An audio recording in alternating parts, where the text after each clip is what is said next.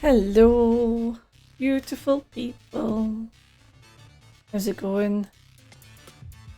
Thank you for joining us today. It's almost 7 PM already. I thought it was like 5. But that's okay because we're that time of year where time doesn't exist. Right. I think we're almost ready. I didn't do my warm-up exercises.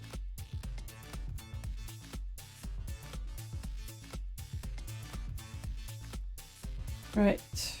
Sweet. Nice. 157 followers. Mates, we're doing well.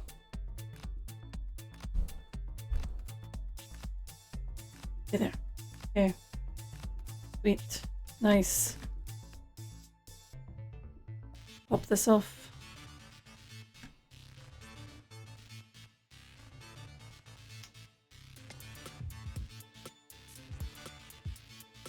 Yeah.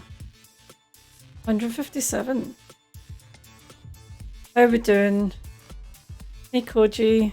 Hey Bo. Some leftover Thai food. Nice. Yeah, time is an illusion. Let's just accept that.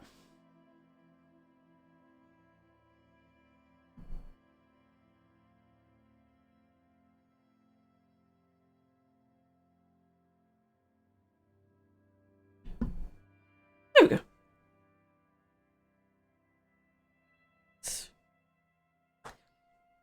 Maybe you're a time thief. Maybe you are.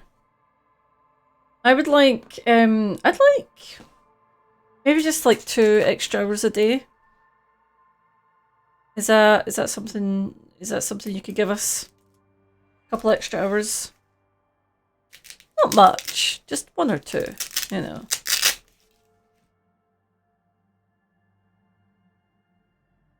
What is theatre mode?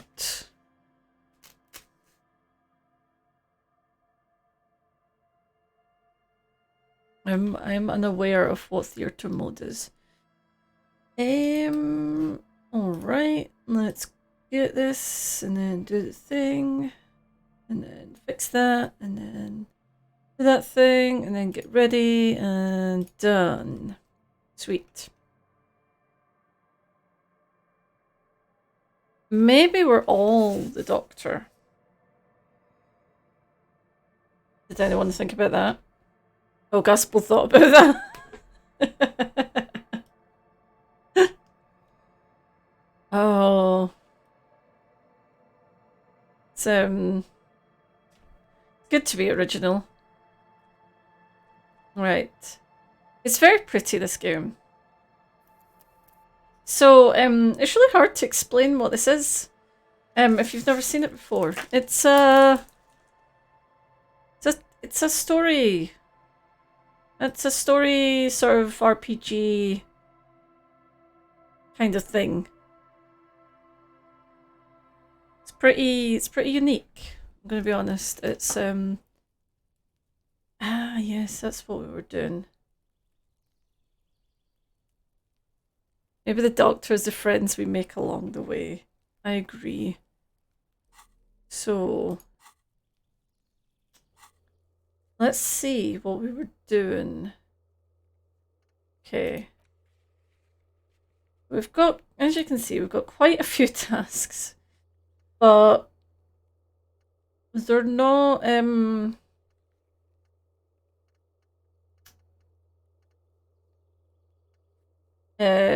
what's the word I'm looking for? It's not about completing them, really. So we're investigating a murder. And that's kind of all you really need to know. And we've just been looking at these apartment buildings, that's right. So I've just noticed the stats on the side here.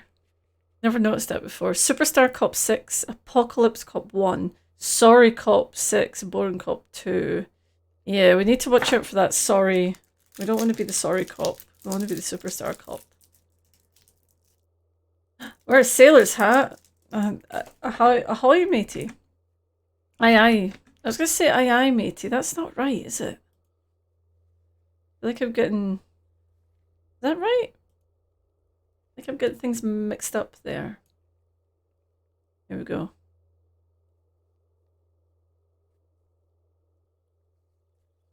Is there going to be some new, like, New Year Doctor Who special or something? I feel like I've seen that on the Twitter sphere.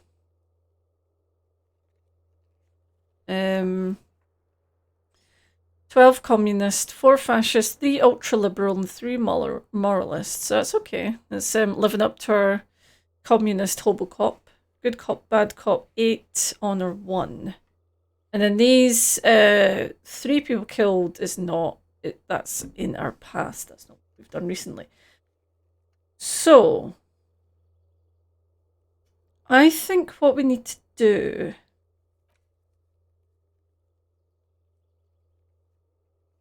I think we need to go and speak to...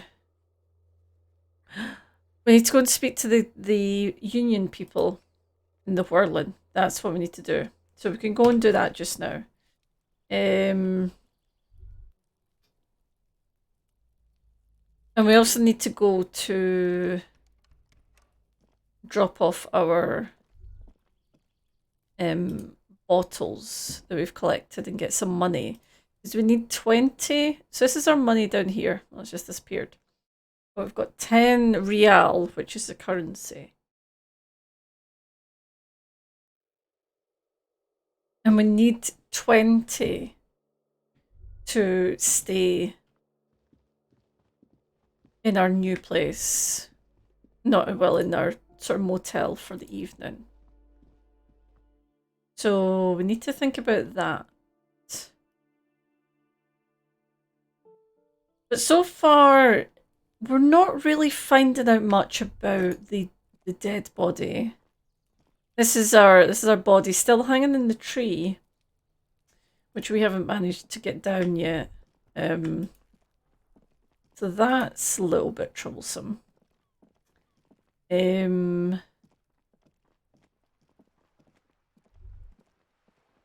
check this. What is this? Okay. And so it's a really fascinating way this game's set up. But your stats, you get to put points in stats as you go along, and they affect just various things throughout the game. And it's great. It's quite surreal, but in the best possible way. What's this? Oh, we looked through this, didn't we? Let's turn that down a little touch. There we go. Let me know how the audio sounds to you.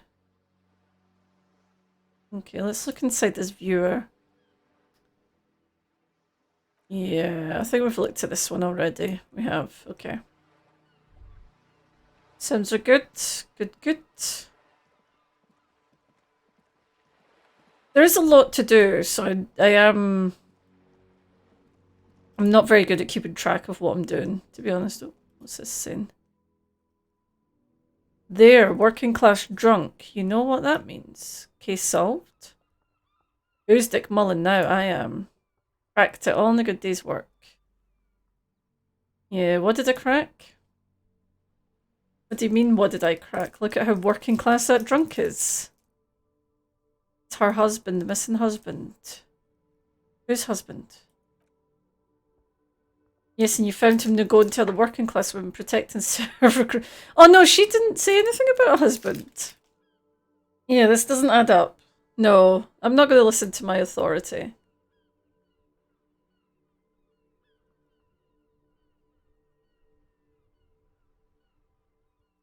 No. No, I'm not listening. No.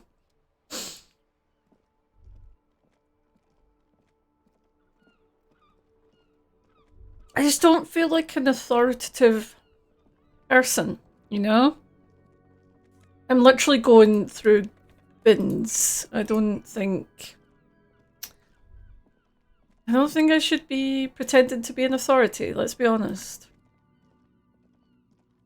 Oh, that's hard. Where is she? Hmm. That's hard that we spoke to, I think, on the first day. Let's see if we can do anything more here. Let's see if Kuno's got anything else to say to us. Does Kuno care? Yeah, Kuno is what is that accent? Well, it leads. It's got a really, really great an accent anyway.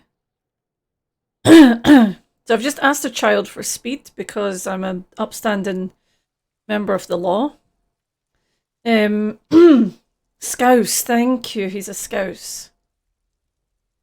Koji, you still having trouble with your internet? That's shocking. Is there like, have they given any sort of idea of when they're going to fix it? Don't be yanking your shit in front of Kuno. Kuno's always here. He's always rolling big kilo, but you ain't getting any. Get the fuck off. Okay. He's got to at least know a source. Look at him. You need to figure this out somehow. Does look like he's on something. You need to befriend him first. Okay. Put skills into empathy to open this white check. We do need to make friends with him. Okay. Yeah. What did we get? Oh, we picked up some things from the trash, that's all. His body looking? Yep. Okay. I don't think we're going to pass this, but I don't even think... Have we got any cigarettes left?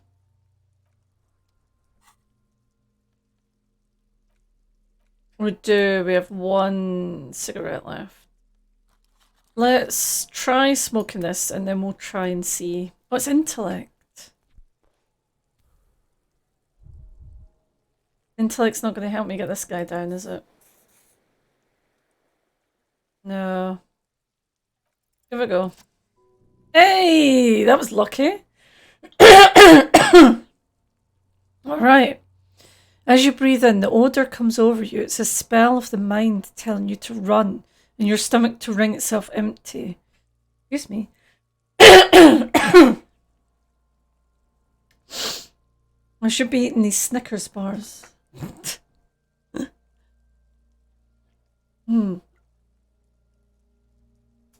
With your hands at your sides and your eyes squinting, you stand in it.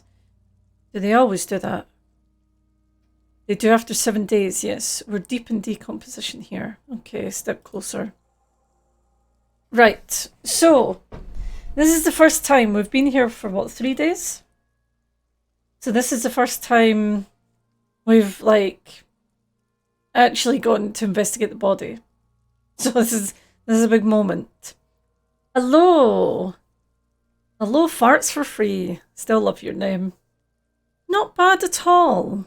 Merry Christmas and all that to you. How are you doing? Wait 1 second, please.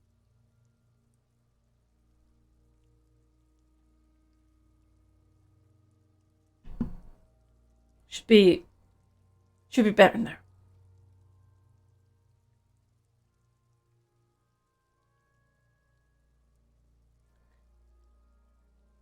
Yes, this guy is dead. So basically, storyline is I'm a cop and I've been sent here to investigate this death. So the whole thing is basically about investigating it. It's not nice. It's quite gruesome, but Jenky will be okay. Maybe he's just sleeping. So The man before you is naked but for a pair of underpants and enamelled boots. His skin is greenish, marbled with decaying veins and blotchy by lividity.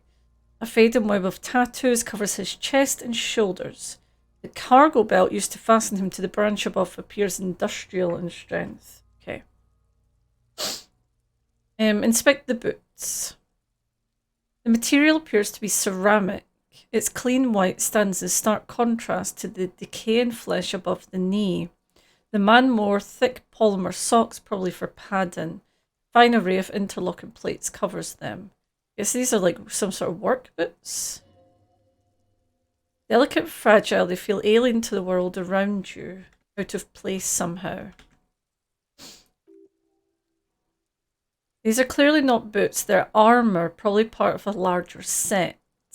Yeah, okay, these aren't just boots. This is armour he was stripped of. Indeed. With his notebook under his arm, the lieutenant crouches to inspect the soles. Technically speaking, these are sabotons, not boots. Okay, what's this used for? Ceramic plate, zirconium dioxide, most likely. This is where the make would be. Under the heel, fair weather. He turns the boot slightly. Fair weather Model T500 VE. I'm guessing that's vitreous enamel. This is advanced stuff. Yeah, where's the rest of it? Piece by piece. He's been out here for 7 days. It would be odd if they didn't. So why didn't they take his boot? I need to find the rest of the armour. We should keep a lookout for these pieces. The armour could yield information.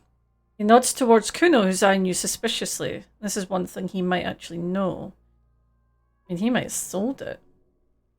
If you wear those pieces, it will help me protect your mortal coil. Thank you, Pain Threshold. Yeah, why does my mortal coil need protecting? Yes, bullets will fly, they always do, and the coil is fleshy and mush and permeable. Cast it in ceramic shell, resist death. Become the turtle you always wanted to be. Maybe he was just wearing the boots and no armour? No, I think he had something precious underneath the clothes. They had to remove the jeans and shirt to be found to get to it. This kind of armour is often more under fabrics. Okay.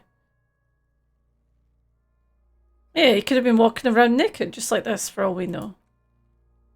A good point. He could have been intoxicated, or something we cannot yet imagine. I shouldn't have assumed so much just from the clothes.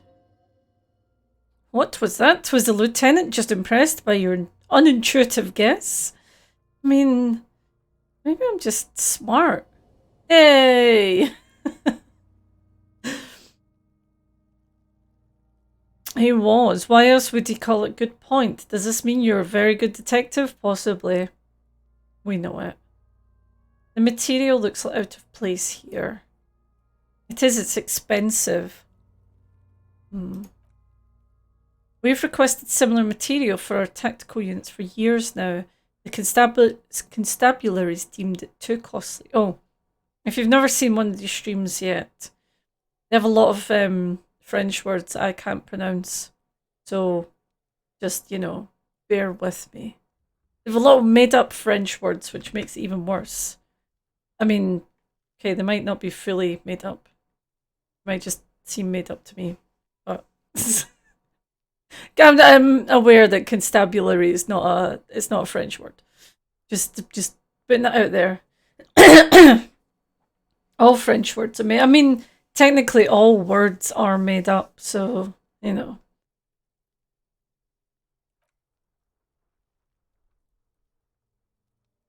For a full set, about 4 years of wages. Ka-ching, baby. By ka-ching, do you mean... Oh, as in take them and sell them? No. Let's not log them as evidence, let's steal them. I mean, yes. What was that about the constabulary before? Constabulatory before? You need to push some buttons if you want to recruit a lieutenant in a conspiracy. Oh yeah. If this constabulatory is dragging their feet, why not start ourselves before more good men die? So they don't get shot in the foot. I think our extremities are fine without a dead man's boots. Oops, no one said it would work. Back to detecting. Yeah, okay. Yeah. Do we know how you could afford?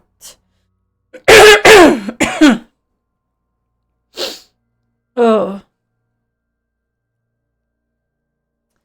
One thing I will say, this bloody season, I don't know if everyone else does the same thing, but like something switches in my brain around about Christmas where I will just eat food a lot. It's common, isn't it? We all eat more than normal around this kind of time of year.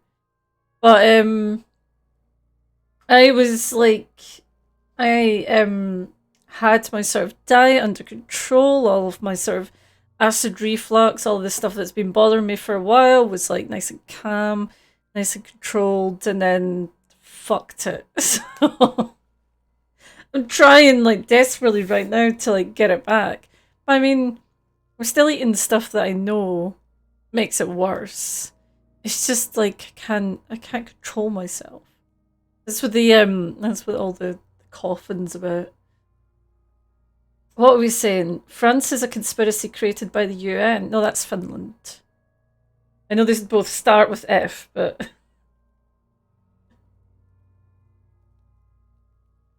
mean the funny thing about English slang as well is like it can vary so much. You think about like the slang that we have even in Scotland compared to England, and then compared to, you know, in America and stuff like that. It's the thing about slang, isn't it? It becomes so regional. Right. What are we saying? So the initial report on the area suggests he was a security guard for the harbour company, but that's just hearsay. What was the initial report? Just something I scraped together from my station, an area report on the Martinez. I'm sure you did the same. I'm sure I did. Yeah, these look pretty advanced for a security guard. I agree, the equipment is way beyond what a guard can afford. Alright, so why's he got them? Let's knock on it. A small bell-like sound fills the air like tapping on the side of a porcelain cup. Suddenly your biceps coil up, your elbows sharp and cocked for a punch. Sounds fragile. It's anything but. This material is a kinetic redistributor.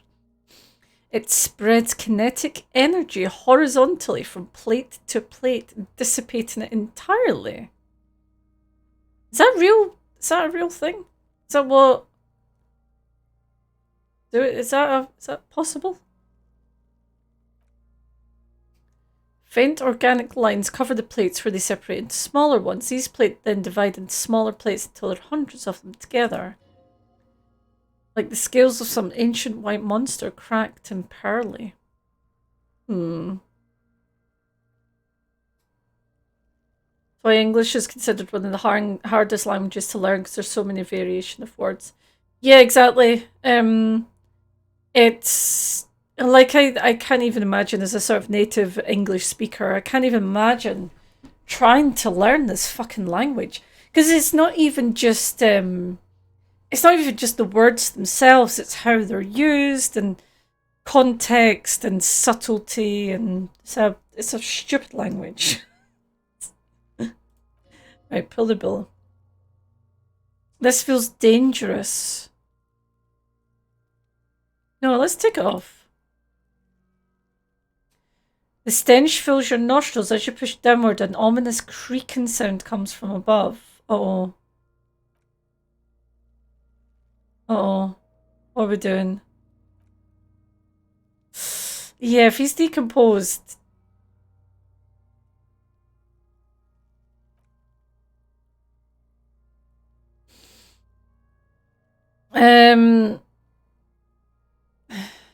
If he's decomposed, if we pull on him, yeah, this is a bad idea, isn't it? Yeah, you're going to pull his head off.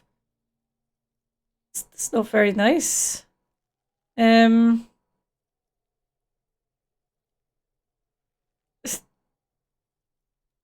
Rip his head off, right? That's why I said you'll compromise the coroner's case if you do. So please don't.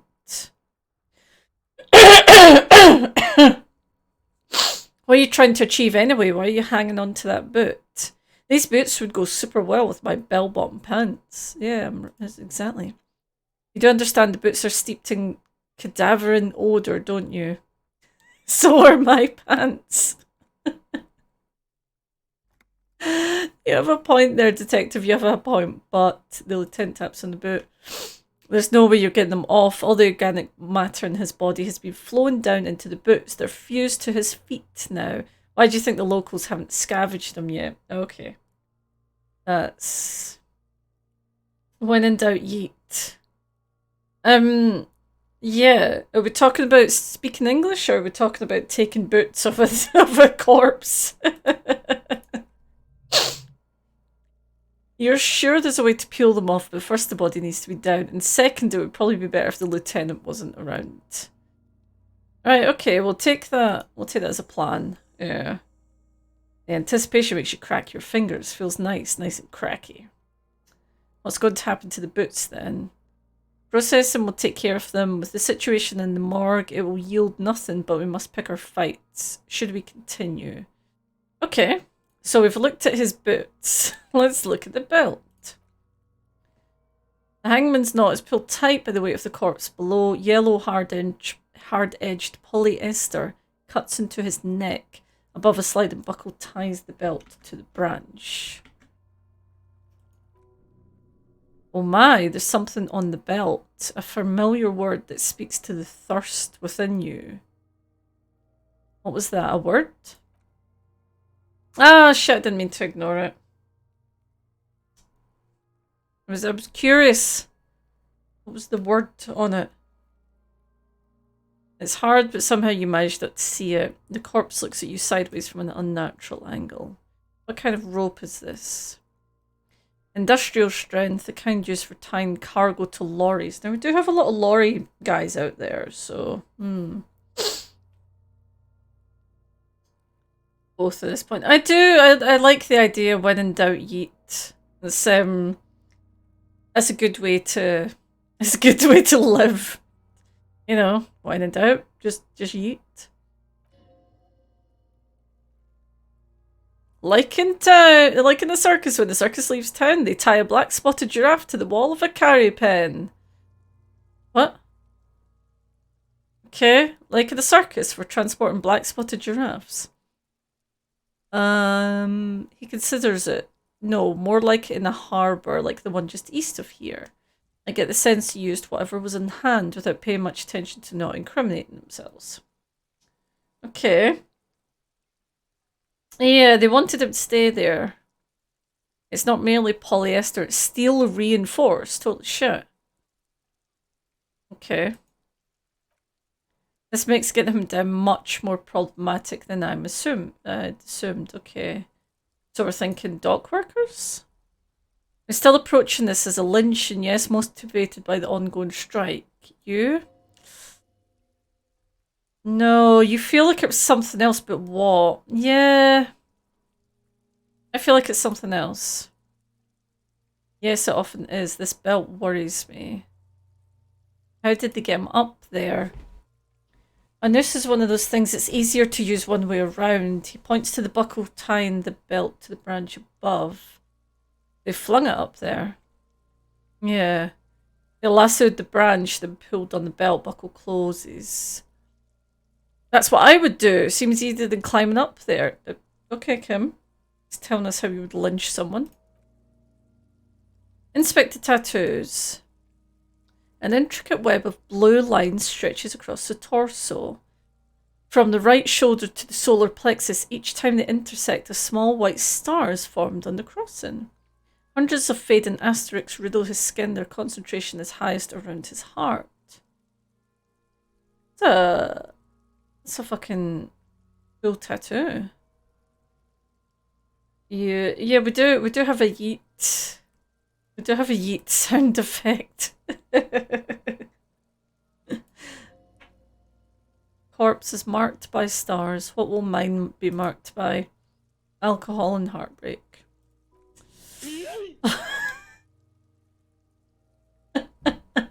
Thank you. Let's yeet the alcohol and heartbreak. Let's just yeet it out. It will be riddled with disco. Exactly. Thank you, Guspo, for scaring the shit out of me.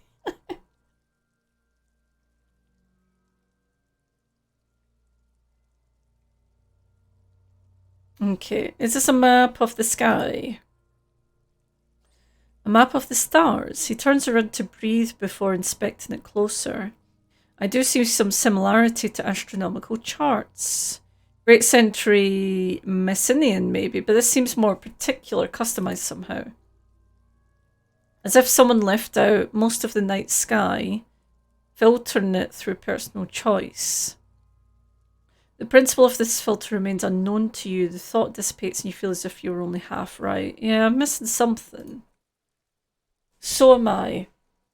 A sudden ringing fills the air as the lieutenant pulls down the zipper of his orange jacket.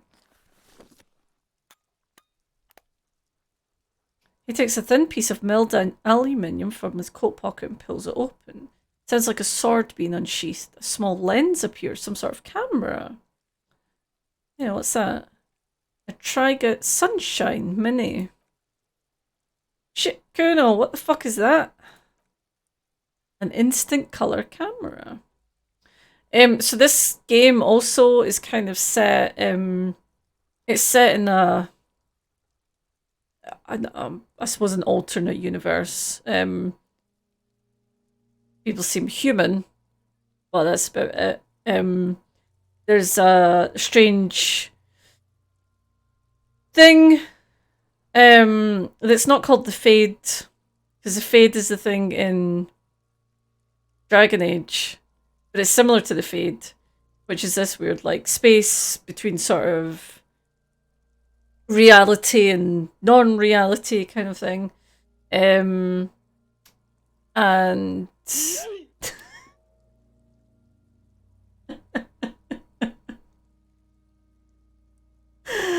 oh, good afternoon, Third. What a way to enter. Yeet yourself right in there. Thank you. Welcome. Thank you for the yeets. We're not yeeting this body yet, although we almost did. We almost pulled his head off, but I thought maybe that's probably a bad idea. No, don't be sorry at all. That's why the sound alerts are there, to be fair. They're there to be used. All I was doing was just saying that it's got a sort of steampunky feel to it. This world, it's interesting. It's like retro-futuristic, like how we were talking last night about Fallout. Shambles! Seasons yeetins! Seasons yeetins to you too. And I hope you have a very happy new year. Happy new yeet. I can't even... A happy new yeet. Love that. Hey, El Pinko! Come on. Welcome. Seems like an open shut case of tree murder. My main suspect right now is the tree, I'm gonna be honest. But apparently we have to investigate because apparently I'm a cop. I need to check actually what thought. Oh yeah, the birds. Oh, we're so this is another part of the game where you can have these internalized thoughts. That's why we're a hobo cop. We're sort of superstar, but we're not full superstar yet. And this called Mama Dakwa was it's like a cryptid that is meant to be like tiny minuscule birds that you can't see, but you can maybe hear. So we're going to see if we can tune into that and hear the tiny birds. Let's got home from lunch with my aunt. That sounds lovely. I think we're doing pretty well. Did a little bit of shopping in the supermarket this morning, which wasn't as hellish as it might have been. And got some new socks. Got some. Did I bring them upstairs? Wait, I want to show you. I want to show you these shorts I got today because they are the best shorts, and I'm so happy with them.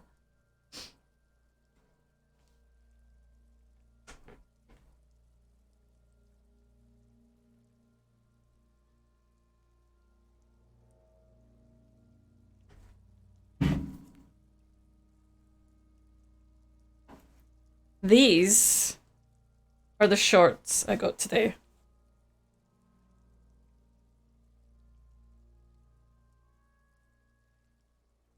I mean, aren't they incredible? So, yes. I can't wait for it to be the summertime now, and I'll wear those bad boys all over the place. Was it Marge Simpson doing a swan dive? On the shorts or in the game? The shorts are parrots. It's little parrots. I threw them away now. They should have kept hold of them. Ah, my apologies. No, they're little yellow parrots flying about. And I just thought they were incredible. And they were on sale for £1. So yes, I will be wearing them come summer or spring, you know. They just they just caught my eye, you know. It's like it's winter. It's a bit shitty right now, you know. What we need to lift ourselves up is some pink shorts with parrots on them. So yes. Anywho, let's see what's talking of shitty things going on. I hope everyone's well, by the way. I hope everyone is having a good enough festive period kind of time. It's always a weird time just now anyway. That kind of no man's land between Christmas and New Year. And it's weirder this year. Well, at least here it is. It's gotten much weirder. So I hope we're all just making the best of what we can do, you know, and just chilling the fuck out, really. Tell me about the best thing you've ate over this last couple of weeks. What's the best thing you've had to eat? I have to think. I know I have to try and betwixtmas. I like that. I like that because it sounds kind of magical. It sounds like this sort of like magical mystery land of time. I like that. It's a good time. Like, don't get me wrong. Like, it's an interesting time, and it's not the same for everyone. Like, some people have to return to work in between and everything. So it's not like a universal sort of experience. One of my friends did ask me, they were like, how are you coping with this time, which is usually weird. And I was like, a lot of this year has felt like the betwixtmas anyway. So it's maybe not feeling as weird as it normally does. So Third has said they had some godly prime rib from my friends on Christmas Day. That does sound incredible. Prime rib, I feel like sort of ribs and stuff is something we don't do very well over here.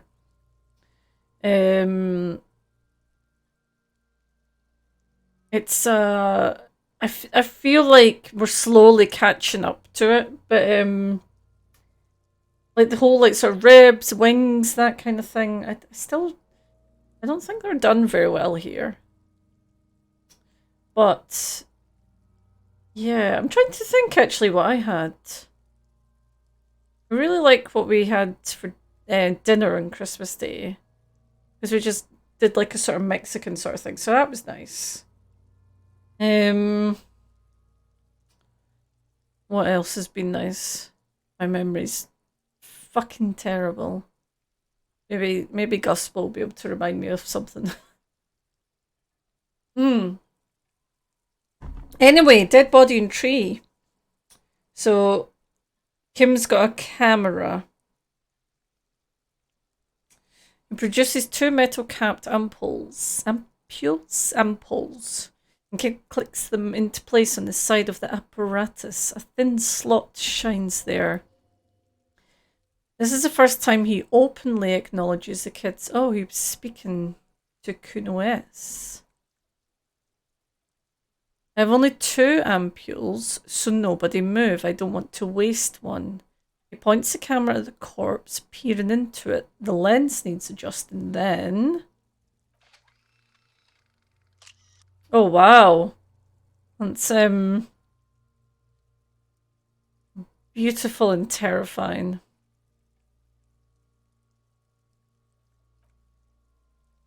On it, a colour perfect copy of the dead man's tattooed chest.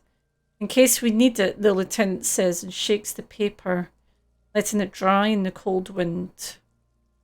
Yeah, cool machine. Yes, he slides the camera closed and tucks it away on his belt. It is pretty cool, isn't it? What do we need it for? It contains insights into the victim's person. By his build, I'd say this was a man of physical violence. The story he wanted his body to tell us was important to him. It is his letter to us. Someone should decipher it. We'll need to show it around. There were some pretty badass nachos. Yep. I admit, yeah. I did really enjoy those nachos. Even if I shouldn't have had so much cheese. They were very, very tasty. Right. Yeah, can I have it? I shall look at it later without the corpse smell. Sweet. Maybe we could show that to someone. Oh. I'm wondering if we can show that to the big, huge guy who's at the top of the gate. Because he's covered in tattoos as well. Okay. Right. The glassy-eyed corpse looks by, his mouth mute, and his skin is colourful as a chemical rainbow in the photo paper. Teeming with opportunistic organisms. Look him in the eye. His eyes are milky white and blind to the world, protruding comically from their sockets. There's no one home, just subaquatic terrors here. Dark brown hair grows on his head. His face is ready to explode from the organic processes inside. The death's head grin has passed. What remains is an unrecognisable mess. Underneath the curdled meat, there's an expression not carried on his features, but below, inside, an expression of pleasure. This man was experiencing joy at the moment of his death. Okay. Tell me, who are you, dead man? I'm gone.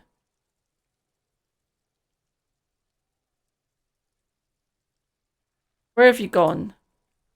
Into the wild pale yonder. Okay. Pale, isn't this? So the pale is what the name for this. Yes. So the pale in this world is an actual thing that exists. It seems that there's a lot of islands on the earth. Well, they believed that they were on a globe, like we are, but they now realise that it's more like fractured bits that are like islands, and then in between them is a pale. And you can go through the pale to go to other islands, but weird things happen in the pale and it destroys your mind basically. and we don't know if the pale is like death, if it's the past. Maybe like he suggests, we're not quite sure exactly what that is. What's happening? Oh, I love this. So third scenario has basically a Tamagotchi that's the angels from Evangelion, which I didn't even know these existed, and it's the coolest fucking thing ever. Oh. That's really cool. So you get like little... It shows you like little scenes and stuff from the...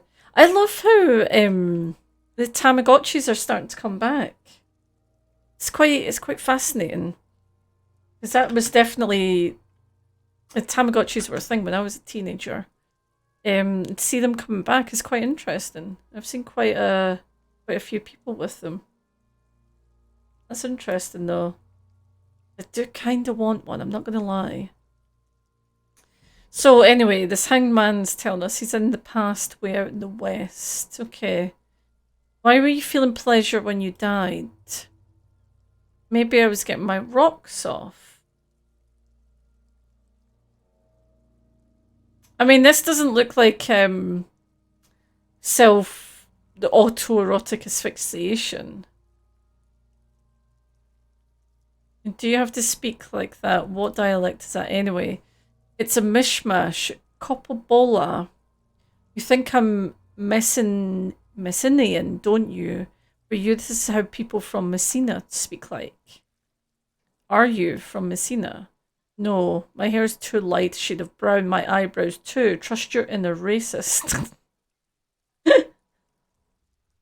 I always trust my inner racist, he shows me the score. No, yeah, what are you racist to? You think I am.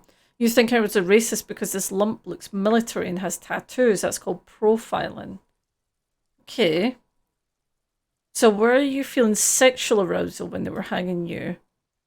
Do I look like an erotic auto-asphyxiation type to you? What is that?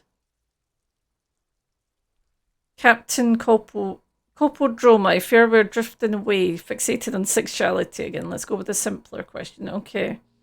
I see you're gone, but who are you? I'm a joke. Look at me. There's nothing funny about you. There's nothing funny about jokes either. Okay. Who were you when you were alive? A killer, a motherfucker, and a killer. Oh, okay. What is happening? What do you mean? I'm talking to you.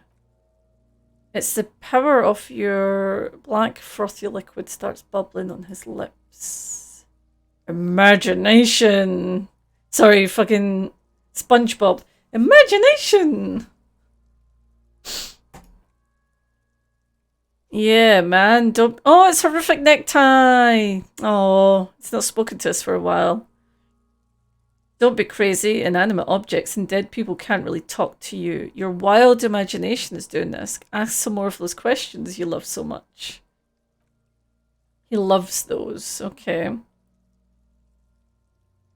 Why do I love questions so much? Because you're a copperoonie. Look at all of them go. Do you want more questions? Give me a comical amount of questions. Coming right up. Copperoonie. This is getting upbeat now. Okay. Why do I feel like I've forgotten something terrible? Because you have. Alright. So, our main character has severe memory loss. And it's either down to him drinking and taking drugs so much that he's got memory loss, or possibly something to do with the pale. Don't know, but there's hints of I don't know. I'm feeling like some kind of like he's killed his wife or drunk driving, something like that. But I think we'll work that out. Is my name Rooney? Fuck no, you're no Rooney. Yes, of course not. The name is Raphael Ambrosius Cousteau. Listen to yourself. You're not a Raphael anything. You're probably just Harry or something. I am Harry.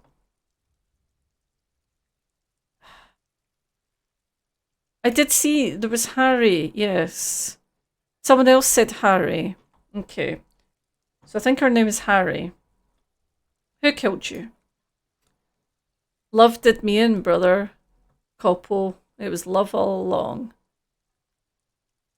Can you ask me a question? Sure, Lobo, I can ask you a question. Why are you doing this? What? Look at my face, motionless, looking into my eyes, standing there. Why are you investigating my murder?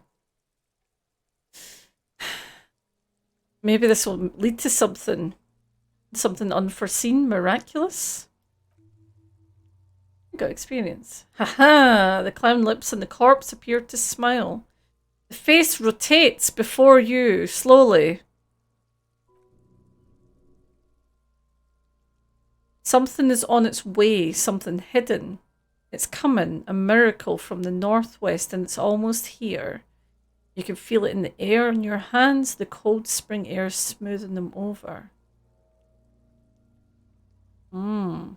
I hate you, you stink and you're boring. Do I remind you of someone? A deep sea creature? No, not quite. Be fair now. You don't remind me of anyone. Sure I do, you just don't want to admit it. That is true. So... Okay.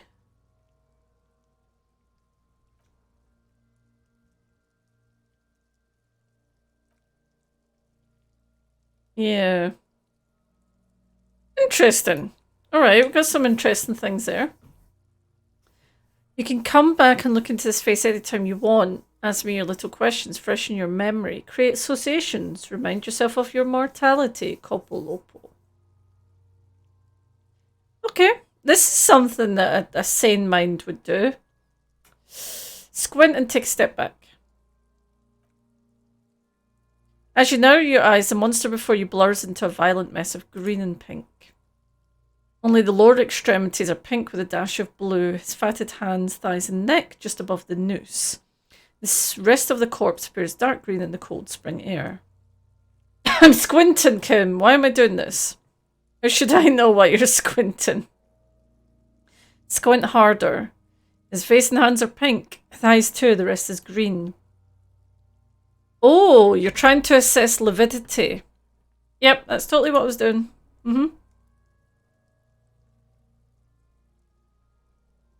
Okay, yeah, he's not looking in good shape. What do you think? I think he's dead.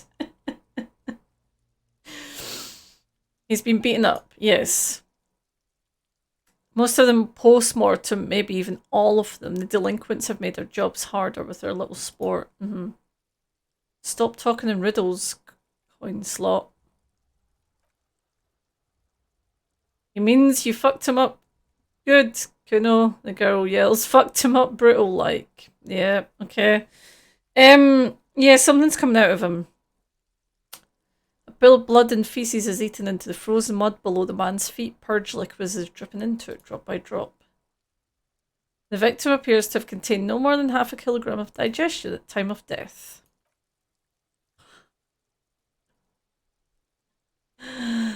Yeah, I kind of do want to yell at these kids, I'm not going to lie. Because I've not said anything to them and they're fucking annoying. Malicious laughter erupts in the yard. Sounds like seagulls. Yep.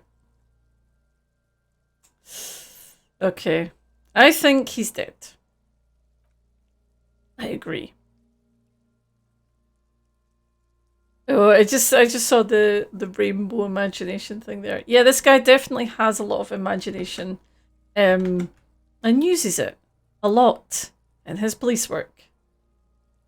Kim comes through with the... That's the thing, like, Kim is presented as this, you know, sensible guy who has it all together, but he doesn't really say much, and, you know, I wonder about Kim. I really do.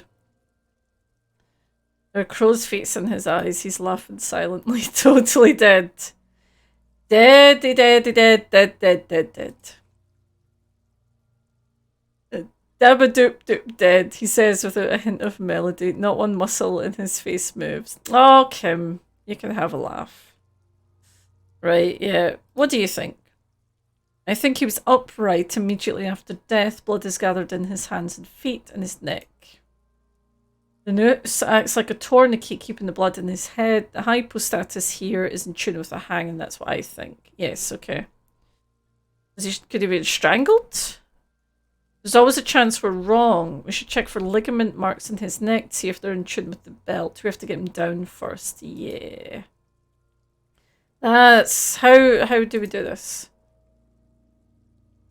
Are you sure we've finished the preliminary examination of the cadaver? We might miss one of these things once he's down.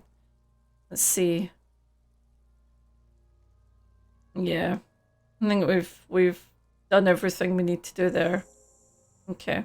Woohoo! Level up. New skill point. The steel reinforced belt prevents a unique challenge. I bought chain cutters, but I don't see a good angle to approach the belt. I could climb up the tree. The cadaver's a good 1.2 meters up. Neither one of us can reach the belt without assistance, and even if we do, there's a question of cutting it. Okay, maybe we could shoot him down. Yeah, bang bang type pigs, shoot his head off. The lieutenant remains unaffected. How? Yeah, shoot the belt, the bullet will break it. That's not how physics works. It will maybe cut one thread loose. Come on, Kim. Shoot him down. Yeah, you guys can shut up. The lieutenant is undecided. On one hand, he wants to shoot some gun. On the other hand, it's an awfully stupid idea. Yeah, like, what's the worst thing that could happen, right? I'll blow his head off. Take the shot. Come on. I wonder if he's actually going to do it. He's actually going to do it. The absolute madman. With his elbows sharp, the lieutenant unzips his jacket. Kim! Kim! Kim! Kim! Kim!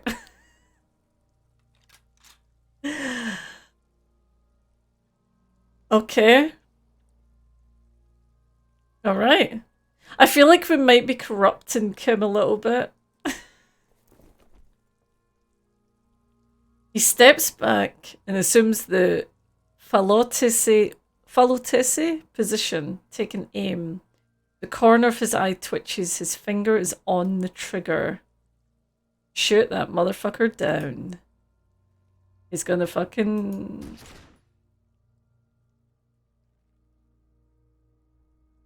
The kid's voice is drowned in a shrill blast that echoes off the walls of the surrounding tenements.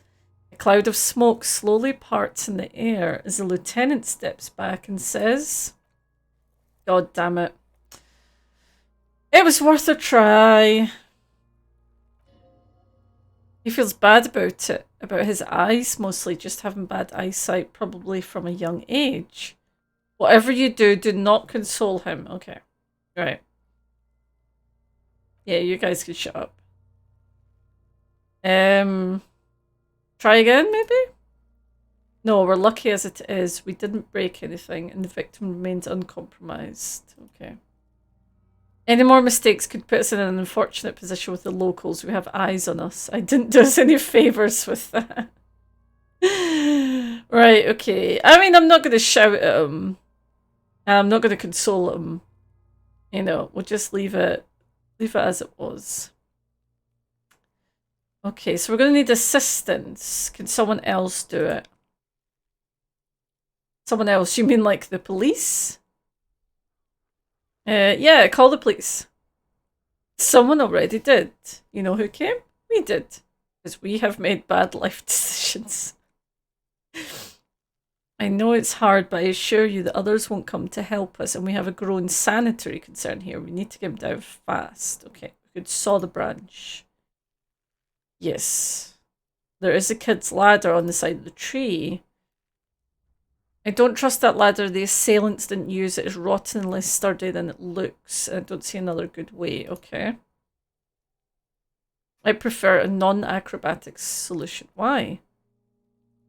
Clown cop climbs tree, falls down. Moored 9 p.m. Enraged cop assaults children after falling down tree. More at 10 p.m. Cretin cop, they like that word, saws the branch she's sitting on, literally. Local children report corpse mutilation.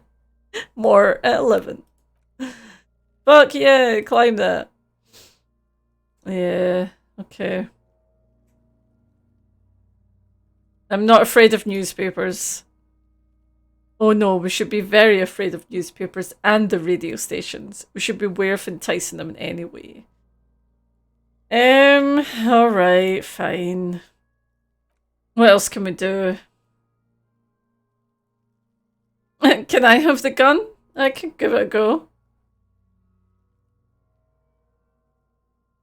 He's actually giving me the gun? This seems like a bad idea.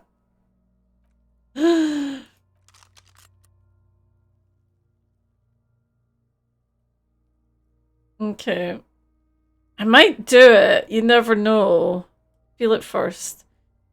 The cold piece of bakelite and gunmetal is surprisingly light. Your finger fits right through the guard, instinctively resting on the trigger. I'm ignoring these two because they're fucking annoying. Okay, point the gun. The buckle comes into focus in your sights. You stand with your feet planted firmly on the ground, your left hand supporting your gun arm.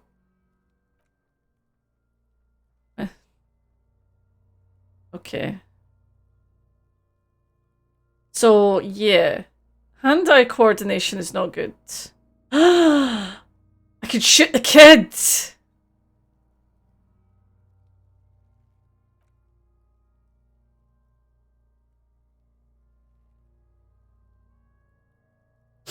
I'm not gonna shoot the kid. I just want to scare them. You feel as though it would be dangerous to set this creature free to roam about the cosmos. Yeah. Don't. You feel the lieutenant's hand on your shoulder. You could... If I had composure, I could actually shoot the kid. Okay. Yeah, let's go back to the bell.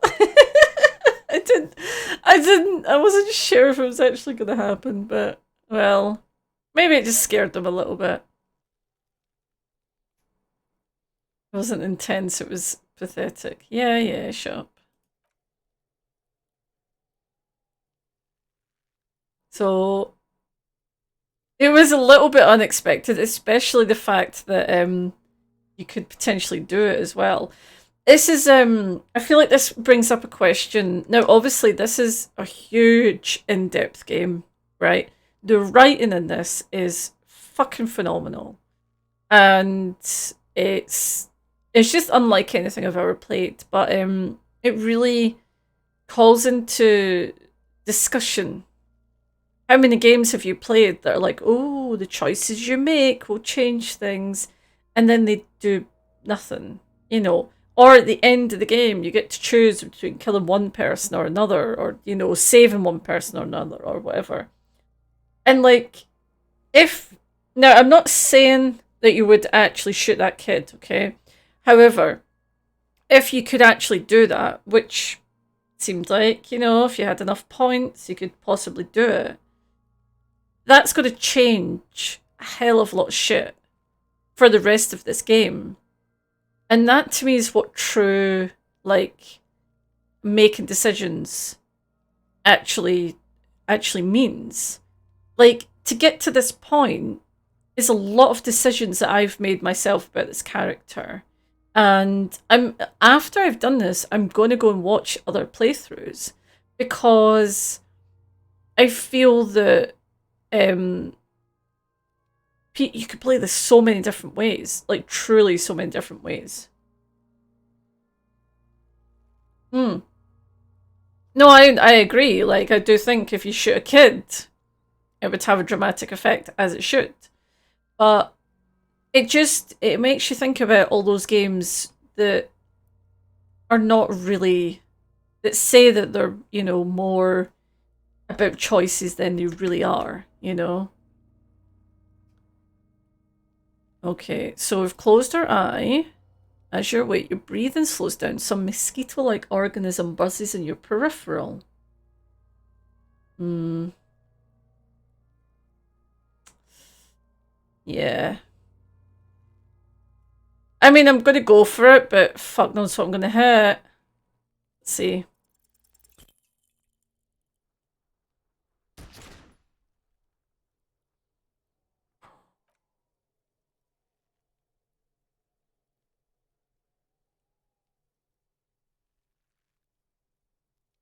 I think I shot him in the stomach. You missed the belt, but hit the cop.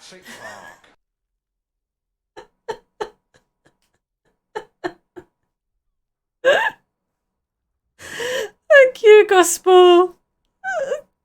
Jurassic Park. Okay. Yeah. We shot. No, I'm not gonna cry. I'm not gonna cry. No. There's something wrong with your weapon that keeps missing. Armistice is sufficiently precise, especially at close range. Okay. You shut up, you. Kuno has hands. Kuno can shoot that shit down for you. Lieutenant, we shouldn't trust Kuno with your service weapon. He says he can shoot it down. Yeah, if I can't shoot him down, no one can. Thank you for the Jurassic Park celebration for me fucking up that shot and shooting a dead man in the stomach. Oh, right. The bad way. So this is how we're going to get the body down. The way I didn't want us to, by asking the harbour for help, they have the tools and the men. If they put them up here, they can take them down. Yeah, but we need to get inside the harbour first. This is a problem. From the gates, by negotiating or fighting, I'm unenthusiastic about fighting. Or we can try to find some secret third path. It's unlikely, though. Okay. Will it be dangerous?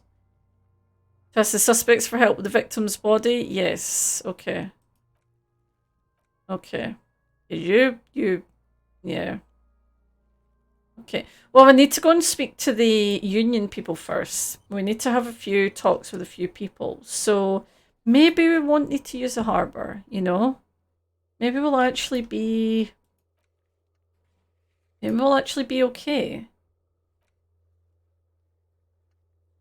Hmm. I think giving the incredibly rude child a firearm is a wise idea. And that's third scenarios why you're not a police officer. So you tried to kill Kuno's girl? What's up with that? You want to talk about it? Yeah, but I didn't try to shoot her. I just aimed at her. You're making excuses for yourself now. Right. Oh no, if I say sorry again, then I'm the sorry cop. Okay, we move past that. Not all of us. The lieutenant shakes his head, acts like that stick with you for a while. No one's moving anywhere. Do this shit again and Kuno's going to climb in your room at night with a knife. Okay. He points towards a whirling in rags and whispers, Kuno knows where you sleep. The pig who fucked his window up.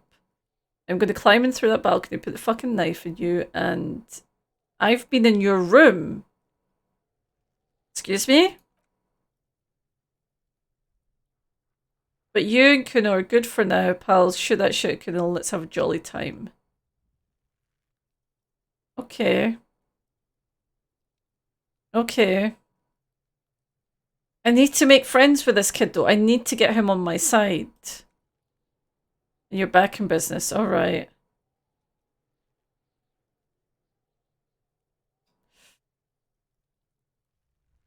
Yeah.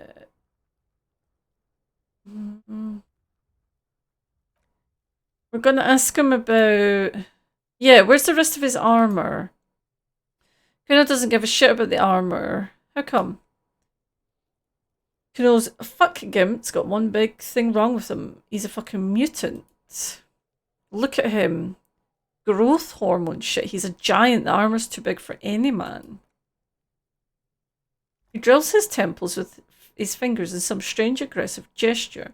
Kuno doesn't give a shit about that freak armor. Kuno threw that away. Where? He's just pretending that he doesn't care because he's too small for the armor. You threw it away? I don't... As much as I hate this kid and I want to punch him, I kind of need to get on his side as well. Kuno tried to get the helmet on. It was too big. He performs the kickoff on the imaginary helmet. Kicked that shit in the sea, rugby style. Alright. Threw it in the sea. Yeah. Kuno doesn't give a shit about materials shit. Kuno's a fucking monk. You want to fucking someone about that armor? Go fuck that mustachioed union fuck, the jolly troubadour shit at the gates. Yeah, we are going to talk to him. Cock and boots. The jolly union cow fucker came around talking about cows or something. Came around pretending like he cares about cows. He's the one you want to talk to. He's fucking crazy about that armor shit. Coming here pretending like he likes cows, trying to catch a peep at Kuno's armor. Go to the gates, ask him yourself. Cows? The troubadour has it, you can feel it. Okay. What are the contusions all over his body? What are contusion? Okay. He says you're stupid. No, shut up. A contusion is a bruise. I'm talking about the marks your stones left on the corpse. Did Kuno make your shit sniffing harder? Obstruction of shit sniffing. Let's go with his head suddenly feeling better. This is Kuno's kingdom. Kuno fucking rules here. You hear the lieutenant hum. Alright. Okay. Yeah, we're not getting...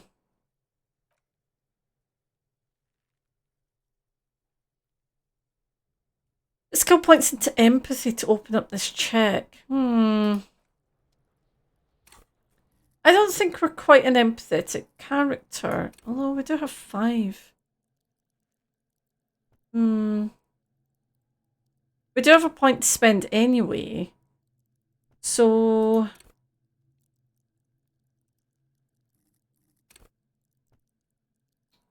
What are we... Where are we going to put it?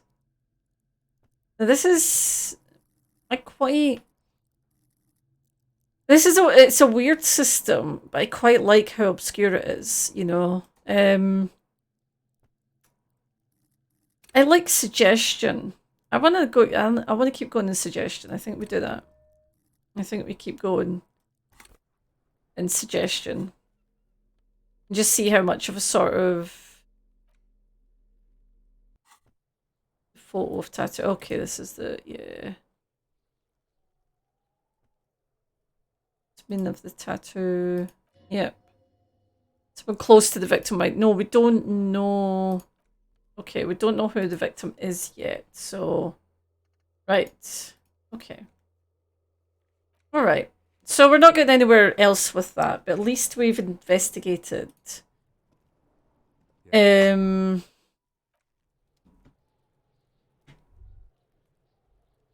don't know what this is about.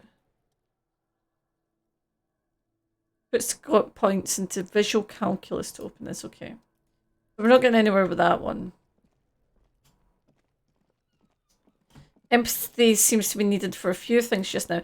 Yeah, you're right. It does seem like it could maybe open up some avenues. So... Maybe next level up. We'll look at empathy. For now, I want to speak to this guy. So this is The bowl is spit, the reeking of tobacco. Okay, so this is Union people, and yeah, let's see what they've got to say. All right. Detective.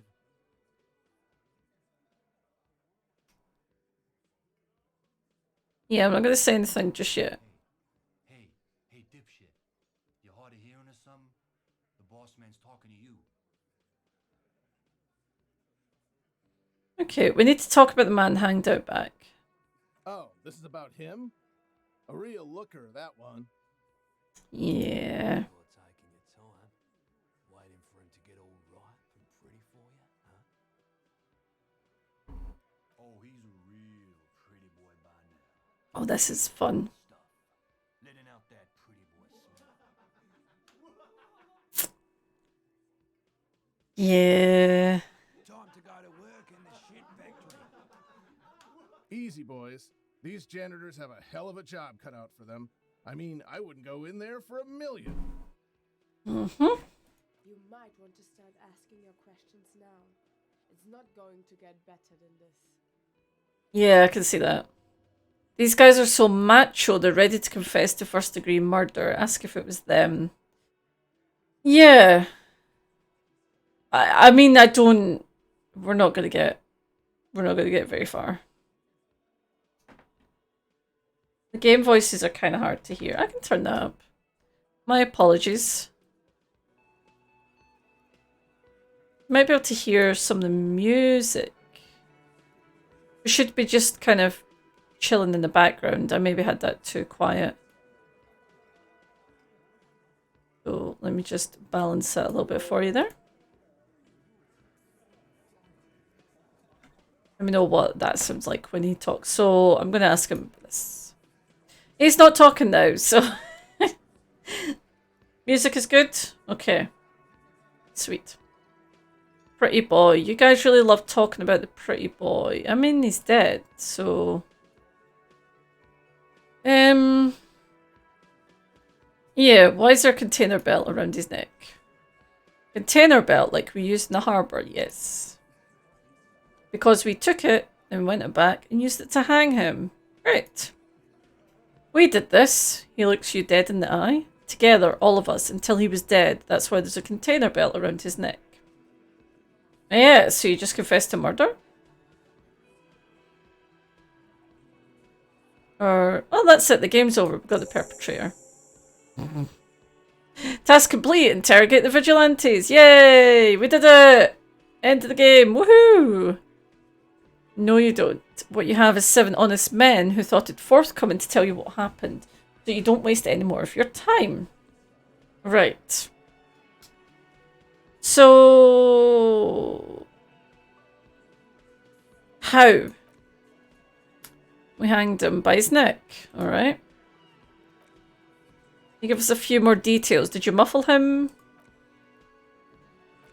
She's acting like they're like attorney.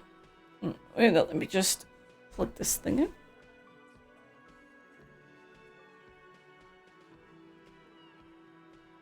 in. We overpowered him, dragged his unconscious body, put this around his neck and hanged. Okay, I want to know why. Then we left him for seagulls, maggots, and you. Lovely, thank you. How did you overpower him? With numbers. Oh, okay. Where did it happen? Right here. The fucker pranced in like he owns the place and got what was coming to him. Okay, let's give this a go. Shanky might be lying. Shit. Actually, they're admirably, surprisingly composed. The entire room giving him many questions. Alright. Yeah, maybe one of them's cracking? Well, this one, but he's always fidgeted, so don't get your hopes up. Alright. So... Why? Why? Because he was worthless mercenary scum and he stepped out of line in my town. So he was mercenary, that's it. And he stepped out of line. Right, so what did he do? The kind of mercenary that shows up when you start a strike, the experienced kind. Had Kohoy and Seminin written all over him. Ex-Orange's Special Forces. Right. Okay. So these are like muscle that's brought. So basically there's a strike going on. So it's all about, you know, the tensions between the workers that are striking and all that kind of thing. This one has a special gripe with him coming here. Eugene did. Okay. I can't prove it, but I know he was sent by the Wild Pines. They hire merc shit like that. Story of every strike from here to Samara. Okay, but what did he actually do wrong? Wrong. He harassed women, raped one, harassed workers. Threatened to kill some as a warning. Okay. There's a slight unease on him. He regrets mentioning the rape. Right. He did say that in our...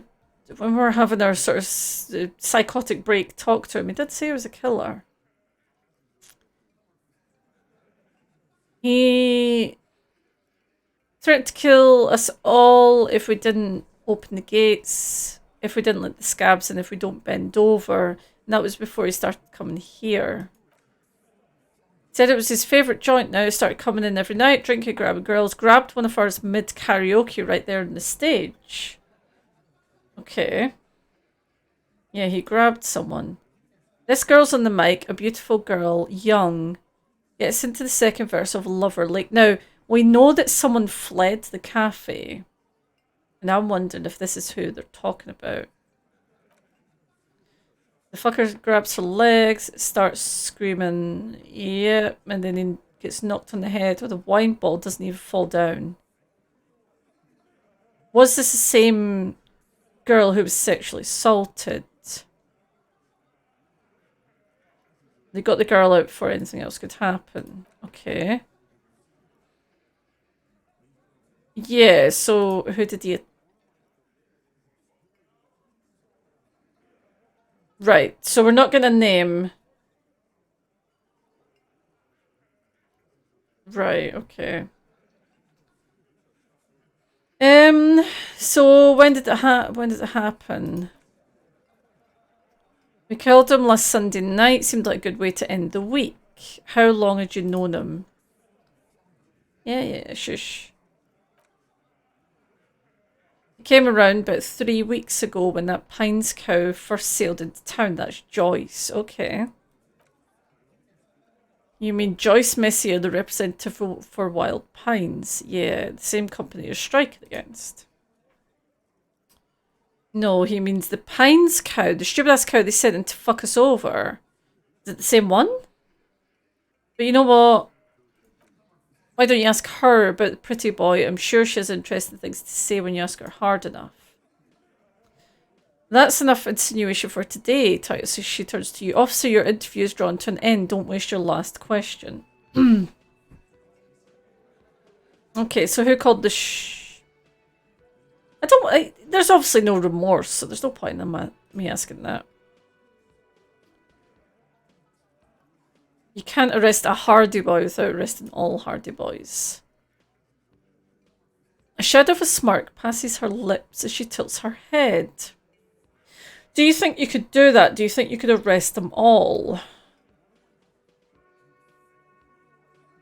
No, but who calls the shots? Who do you think does? I mean...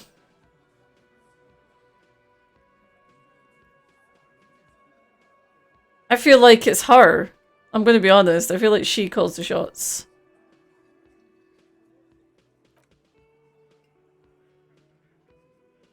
Titus runs the Hardy Boys. That's why we're called the Hardy Boys.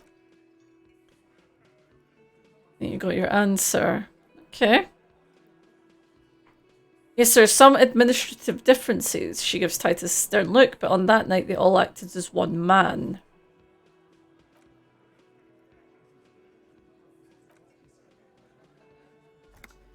How many people have you sent to the Shades? Ever felt remorse for that? Or sent them to reunion to rot for 20 years for life? He says that if it was worse than dying.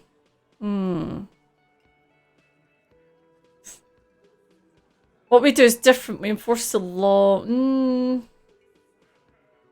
These were all bad people, criminals, the scum of the earth. Yeah. I'm just doing my job. So you're just a simple, well-meaning man. Ever been in solitary? Prison is torture, that's what it is. He's clearly been in solitary confinement and at a young age. So he's hanging the man slowly without breaking his neck, the lieutenant replies dryly. Right. I don't think I should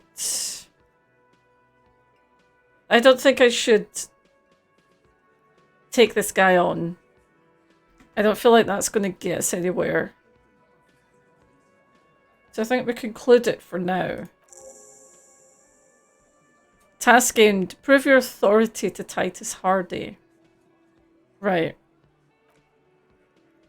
I think we're going to stick around. Some things don't add up here. Yeah. I've done this job for long enough to know that people don't just confess to first-degree murder. Even if it is a group responsibility, we're going to look into this.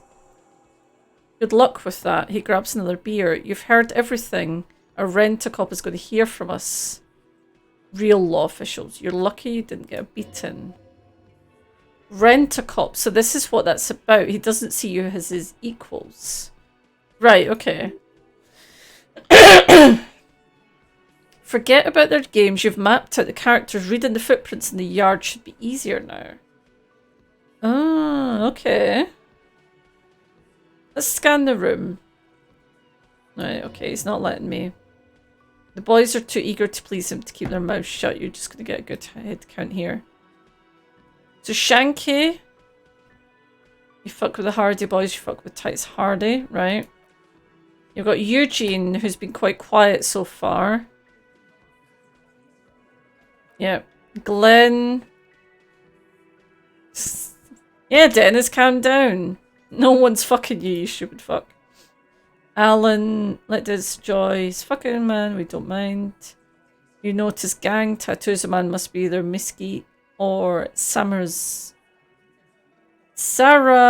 Merizian. Yep. Fat Angus, lovely. Not even be fucked. Okay. Feel like you've already scanned the room. You've already got a good picture. A picture of what? Oh, well. This is accidentally clicking on the things. It's very frustrating. You could look in that. Alright, so we can go and look at the track, see if they fit this bunch. Alright. Let's do that, right? Because I don't think there's any point in talking to them.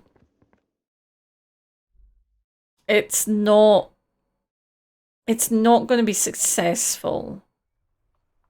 I can't see it working out very well for us, so I need to heal my morale. I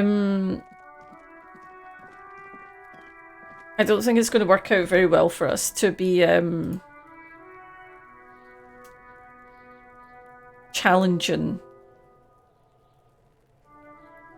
the authority just now or doing anything like that. I think this is something we need to come back to. Okay. Right. Well, 42% chance. Yay! Okay. 8 pairs of boots have shuffled back and forth in the mud. Where else have we seen a gang of men in work boots? That's right, the Hardy boys. Right, let's go over them. Number 1, standard work boot. Steel reinforced toes, number 46. Just like Titan was wearing in his booth. This is the big dick, Titus Hardy. One with a ball cap on his head. Yes, okay. Is it? They don't even bother to change boots. Putting them on the scene's easy, maybe even too easy. I agree. Maybe they were covering for someone. Maybe someone else has done this. Number 2, standard work boots. Either the blonde, muscular guy Glenn or the young guy with a plectrum around his neck. Okay. Number 3, hobnailed work boot, the inked banger perhaps, right? 4, standard work boot. Theo, the old smoker, you think you would see a tiny fleck of cigarette ash inside the print. What else? 5, another standard issue. Either musician Eugene or the blonde. Okay, yep. 6, light as air, same make of boot, but no 41. Smaller like a rat. Shanky, yes, okay. Number 7. Glowing outline of standard work boot. Number 46. The imprints are twice as deep as the others. Okay. Fat Angus carrying something. So Fat Angus was carrying the body. Last one. There's an aberration in the pattern of the sole. The right sole is smoother, more worn. A missing 8th Hardy Boy.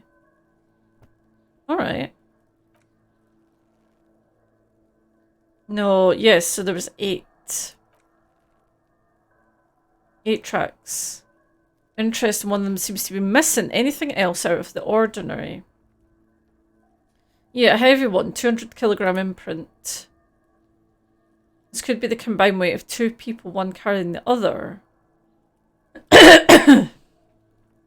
Okay.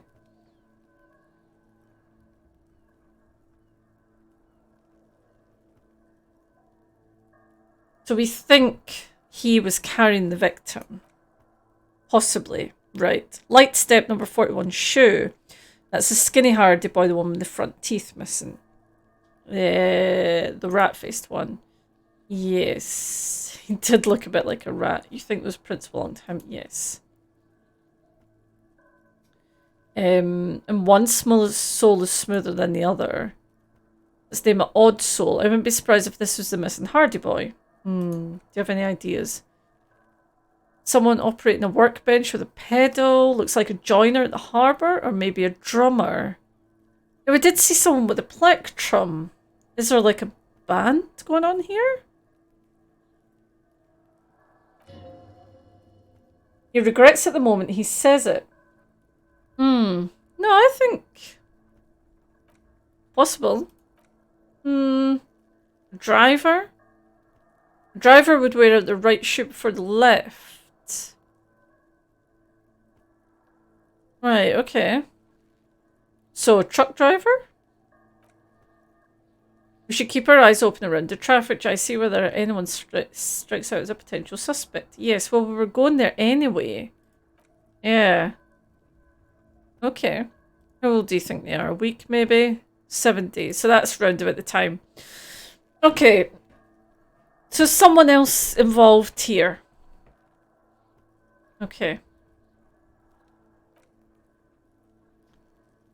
7 days below freezing. The day before the day of the hanging was the last warm day. So the footprints had been frozen. And if it had been warmer, they would have disappeared. Okay.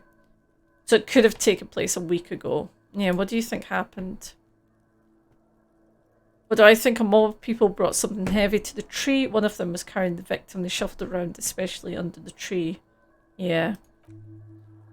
And after hoisting them up, they stood in a semicircle facing his direction.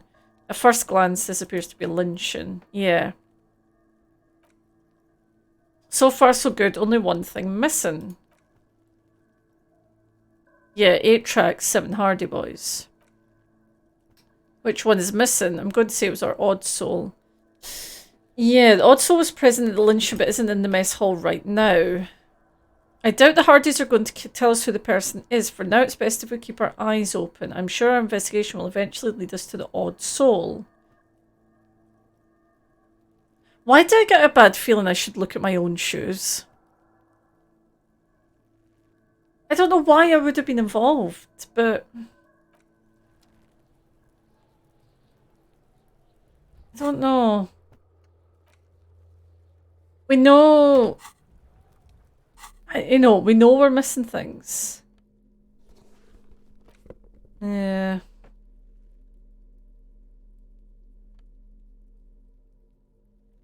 Saying that, it's unlikely that with these shoes, only one of the souls would be would be smooth, because they're both very smooth. You would expect my shoes to be quite odd. Yeah, I mean, I would agree. I think I am wearing rather odd shoes. Okay. I'm wondering how we get up there. Oh, yeah, I mean, they're incredible. Green snakeskin shoes. They're brilliant. What else? This is a blazer we're wearing. Not, you know, not as cool. Gonna be honest. I don't really like this jacket either, but I'm hoping we'll get another one. And we've got our necktie. A beautiful, horrific necktie. Who talks to us sometimes. So that's good. And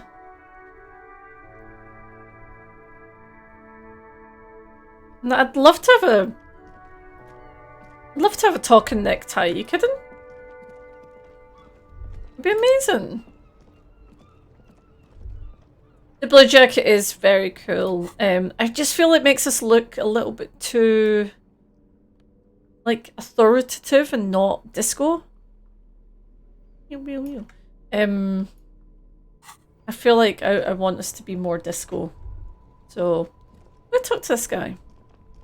Still here, stuck in this damn jam, my man. What's up? Yeah, you are. You seem like a man who knows about drugs. A man, me and narcotics go way back. Had some good times surfing the psychic waves of my own consciousness. But those days are behind me. There are other addictions in my life. Why the inquiry? Just be straight with him. Okay. Let me be straight with you then. Now these suggestions are funny because you get these suggestions and sometimes they're not a great idea. But let's try it. We have a credible lead, sir. Someone in this roundabout is waiting for a bulk shipment from the harbour to load it in their lorry and drive it to Jamrock. Not me, man. No way. I don't need any trouble. Shit's bad enough. This jam's got folks up in arms, and I'm afraid it's headed towards a conflagration. Conflagration? Conflagration.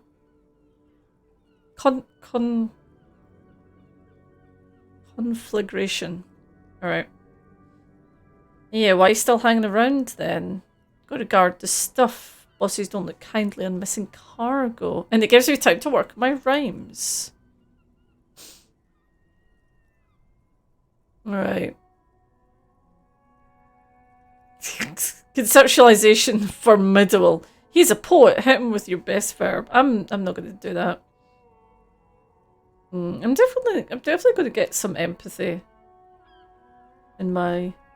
He looks so much like Earl from My Name Is Earl. He really does. You're right. I like his neck tattoos.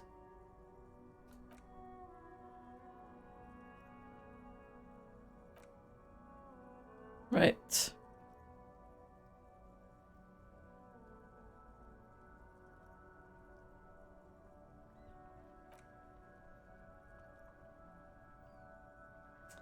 He doesn't have any money, so okay. So that word that I couldn't pronounce, it means big commotion, yeah. I just, like, you know, sometimes just realise that I can't pronounce a hell of a lot of these words. Is there something down here? No, okay. Right, who else is around these parts? This person who didn't really want to speak to us much.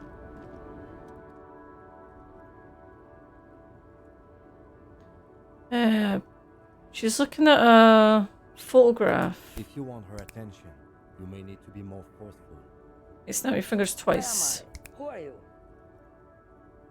Like a magician recalling the subject from hypnosis, you've jolted her back to reality. The smile on her face has disappeared, replaced by the wary aspect of a cornered beast. Okay, are you alright? Never mind. I remember now. I'm still stuck in the traffic jam. In the 50s. When else would you be? Back in Mefke, during the time of the revolution, the sidewalks and coffees are filled with young people. I was on my way to see a new Baidero picture starring Gabriel Buenguerro. Let me just fix put the music down a little bit. Until you come along, that is. So, who's Gabriel Buenguerro? Is Gabriel Buenguerro. An actor. Strikingly handsome man looks straight at you, his head crowned with a wide brim hat. His hair is dark as an oil slick and his jaw is the most perfectly chiseled thing you've ever seen. This man's got a hold over her, even 50 years later. He was the biggest star of his day. Girls used to faint in the aisles of the cinema whenever he came on the screen, and schoolboys used to memorize all his lines. Right, okay. So you were in Mesk when you were young. Someone was. These are not your They memories. are someone's memories, boy. What difference does it make if it's me or not? They are beautiful. That is all that matters, beautiful and true. And they will win. They are coming for this, you know. All of this. Who? She seems to derive some bitter pleasure from this strange thought, as if the past will one day wipe the present away like a tidal wave approaching. Well, they have said that the Pale is getting bigger. So basically, with the idea that whatever the Pale is going to take over reality. Eventually. Sorry to interrupt your dreaming. I was there, low man. It was early spring, and the man behind the black sun had just come out. The posters were 20 meters tall. Everything was gold. While you people were tearing each other apart over your petty little revolution. In Mefke, it was a golden age. I turn up the... Make sure it's a bit more balanced. Try that. Why not, Herife? It's not like I have anything better to do in this hellhole. Behind her mountains of memorabilia, photos and knickknacks line the dashboard. Okay. There's something off about this woman. Tell her to show you the soles of her boots. Maybe she was at the hanging somehow. Alright. What do you want with an old woman's boots? It's for police business. She raises her boot with contempt. I'm starting to think you should let me get back to Gabrielle. You're no Gabrielle. She's wearing sturdy workers' boots made of black leather. Buckles run across. The sole is also made of leather. Just before Gabrielle, it was the coronation of Franco Negro. Now there was a real man. There's no aberration in the pattern that you could see. She puts her foot down. Okay. Yes. Hail damage. I was just holding my father's hand. Okay, so she seems to... She's talking about lots of different things in history. And she says Carnival, she gestures the empty square in the statue and the machines, right? We know she's not old soul, so that's good. I could have told you that from looking at them. Her size is 37. Still good to check. Still good to check, Kim. Right, yeah, what are you hauling? Diamonds. Wouldn't have been marvellous. Yeah, okay, what are you really hauling? Or stupid things they put in the lorry. So you don't know what you're hauling? I quit concerning myself with that a long time. Besides, I don't drive the lorry for the cargo, if you know what I mean. She says that as if something narcotic is the real reason. You get high of driving the lorry? Oh, it's much more than high where I go. It's low. I go to the bottom. It's definitely some kick, some terrible kick. The Pale probably. The Pale sounds like it's the shit. Yeah, okay, so what if the cargo is contraband? Then it's contraband, lawman. What? Do you want to take an old woman in? Be my guest. Lock me away like bad hand Hermenegildo. Yeah, I still don't understand this. Buonadero, Gabrielle. Of course not. To truly understand, you need to listen to On the Western Plain. Okay, what's that? It's an old ballad about a young girl who falls in love with a dark... Well, I do need... I still have one of the very early quests I got was to sing karaoke. I still don't have a song to sing yet.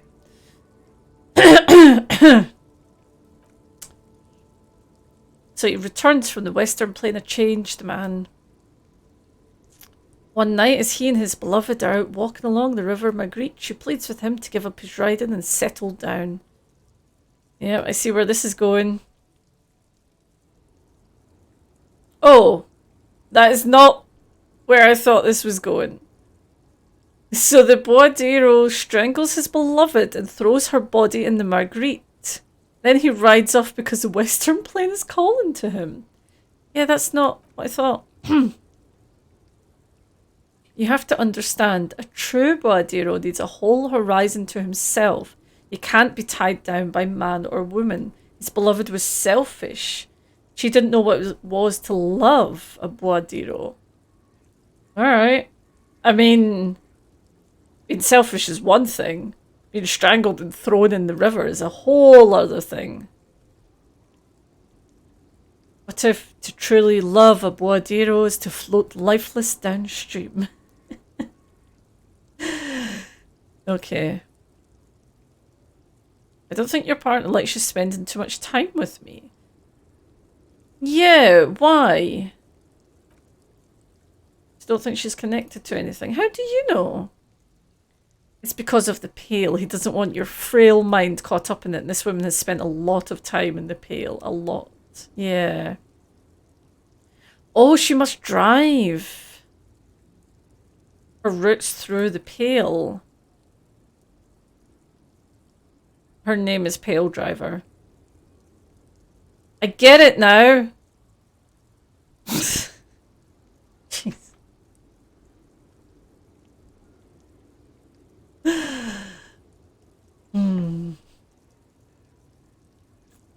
Yeah, what routes? Lomanov's land. China. Lots of places. She goes to lots of different places. Terrible cold comes over her, rattling her teeth as she stares inward. All the good ones, the deep trenches where the bluebirds fly. She opens her eyes again and shudders. I'm something of an expert in blacking out. You should take better care of yourself. She looks over and scoffs. You're right, lawman. I'm the one who should take my health more seriously. Thank you for looking out for me. A correct appraisal. You're quite shabby. Yeah. I think I know what's going on. You're a Pale Driver. You transport goods through the Pale. Great.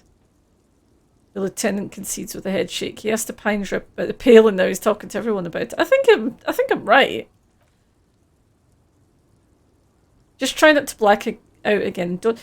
So Kim has a thing about me learning about the Pale. Because the first time I learned about it was from Joyce, and Kim was like, no, let's go and let's not talk about that. I eventually managed to talk to her about it. And now he's like, don't contemplate it. Now, I'm wondering why. I know, now Kim is worried about me because I'm a mess, understandably, but why does he not want me learning about the Pale? Yeah. Oh, I'm contemplating, Kim. I'm drawing existential conclusions from this. Exactly what I didn't want you to do. He sighs and turns to the woman. Man, my partner wanted to know if you work in Pale transport. No offense, but your partner... She likes a cigarette. Hey, Avrocar.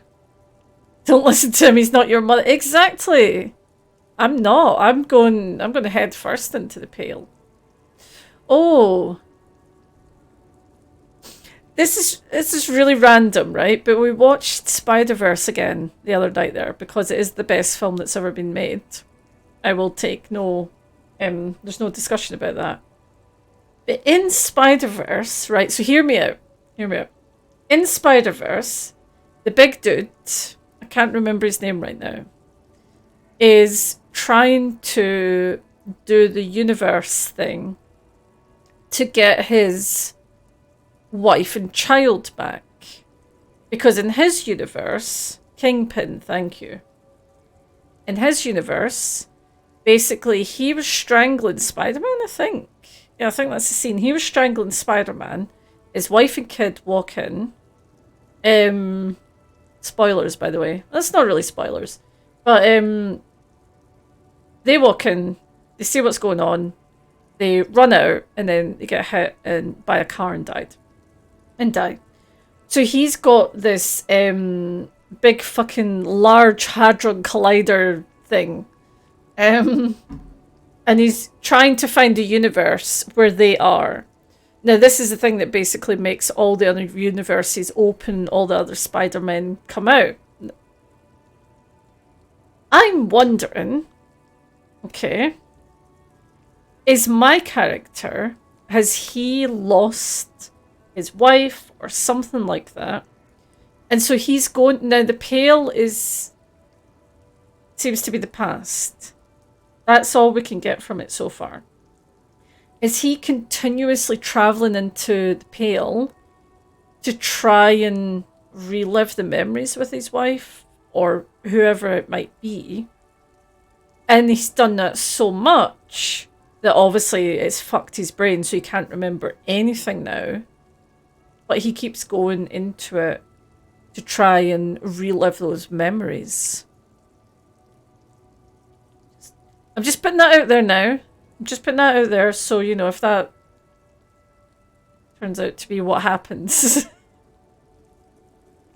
I can just be like, see, told you so.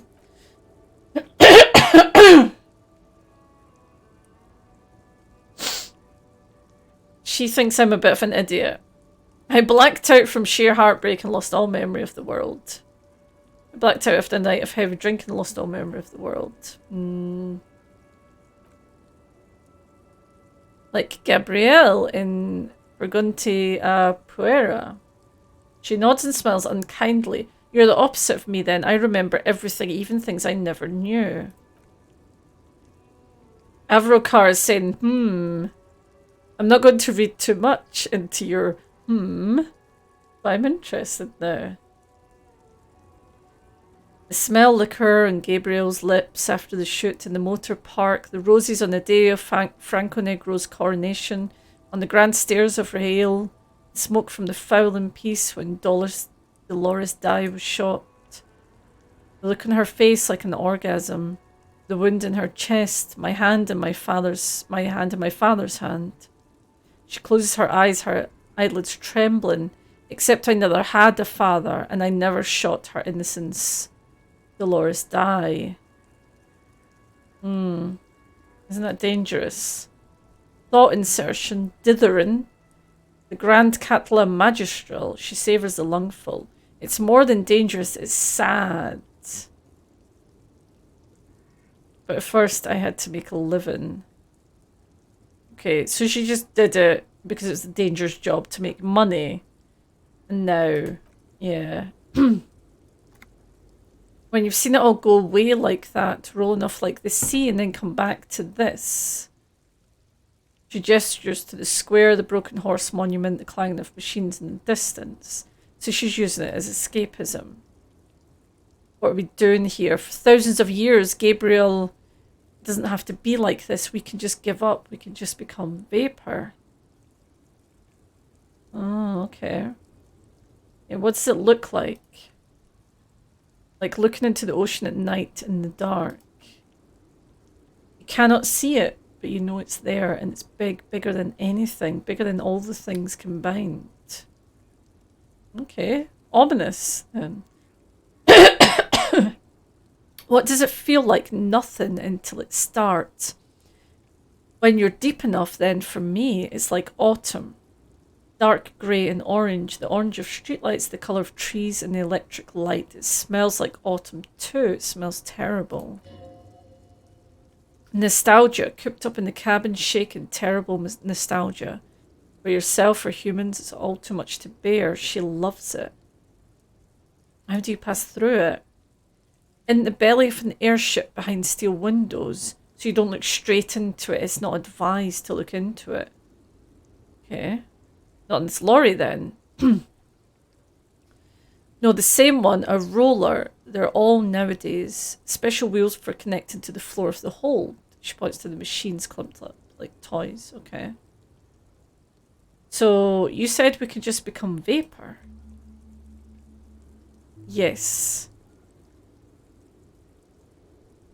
I would rather have what I have than what you have. I would rather have what you have than what I have. I feel like I already have what you have in some way, yes. They say there's a point, one that I have not crossed, in the pale super deep.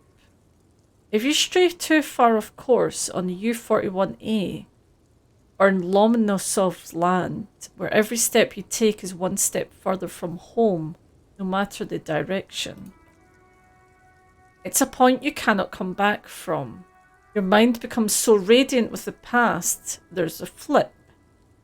She flicks the ash from her cigarette. Instead of writing, it erases memory, nearing some kind of... She shakes her head. Indescribable finale. Maybe you've been down the motorway south. She looks at her cigarette, it's almost out. She swallowed it hungrily. And at you. The motorway south? It's a story us long haulsmen tell. Long haulsmen, Zurich, not pale drivers. Way beyond established pale that's lit by radio frequencies where it goes silent.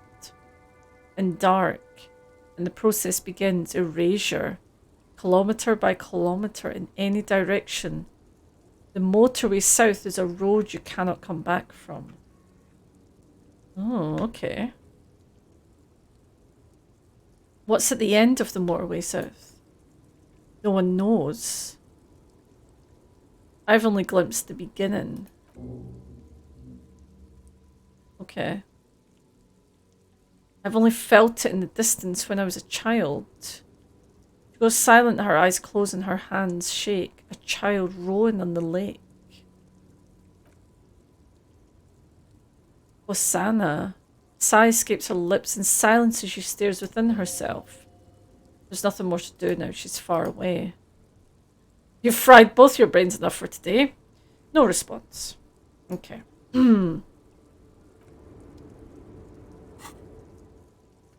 Interesting. Interesting.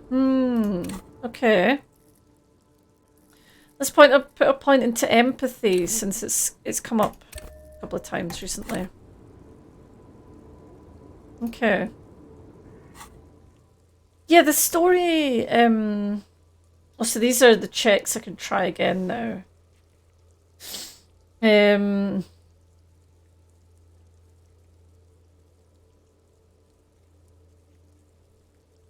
Tommy Lehom. Is that that's the guy just next to me, isn't it?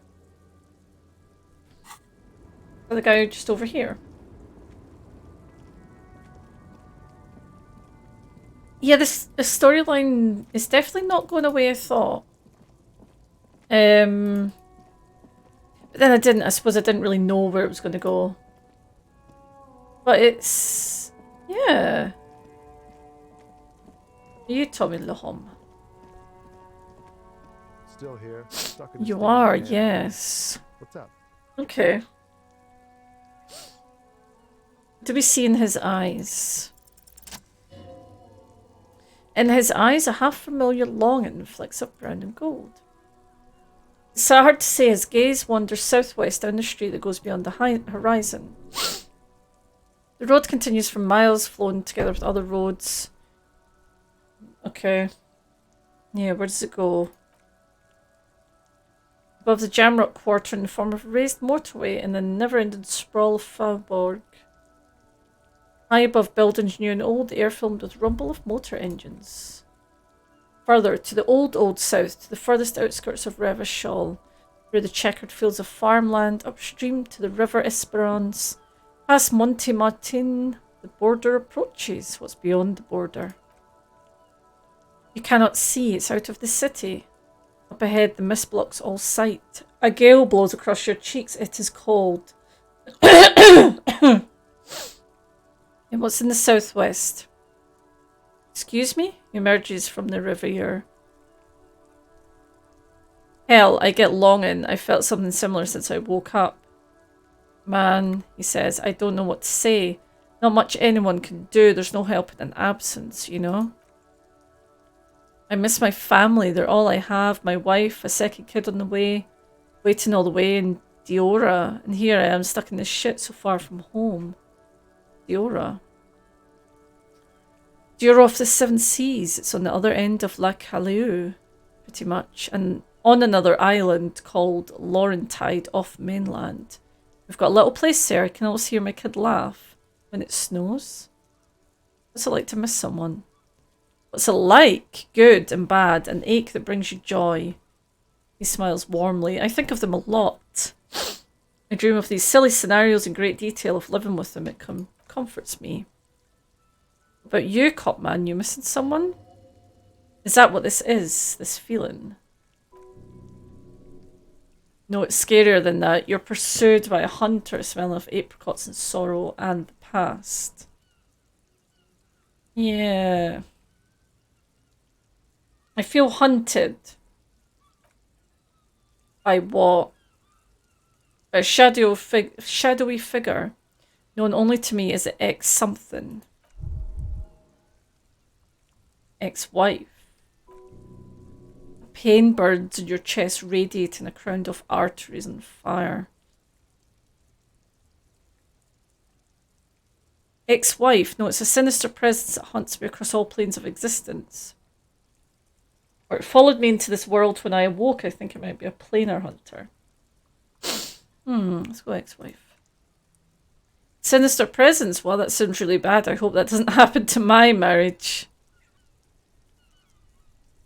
What is marriage? Man, who even knows? It's like a legal contract, but also a bond between spirits. Everyone is different. That's all I can say. Okay. Don't worry, I'm certain nothing bad's ever going to happen to your marriage. Yeah, in marriage, you never know if you're doing the right thing. I hope we're doing our best to keep ours together, but anything can happen. Look, man. Thanks for this. It's nice to talk to someone. I know it wasn't easy to ask, so I hope you find your way through your troubles. Okay. I got +2 because I'm hunted across planes of existence. Right. Right, before we go and talk to the other things, we have unlocked this. I'm not sure if we'll be able to get the check, but there's an empathy check with Kuno, which might give us a little bit of an insight into this guy if we can pass it. Fuck, does Kuno care? And we failed. Alright. Yeah. Okay.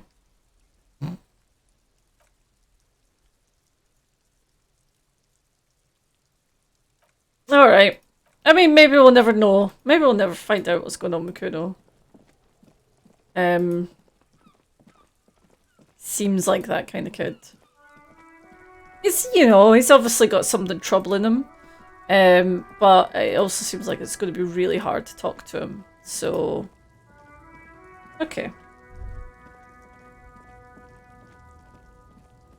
Who else is there to talk around here?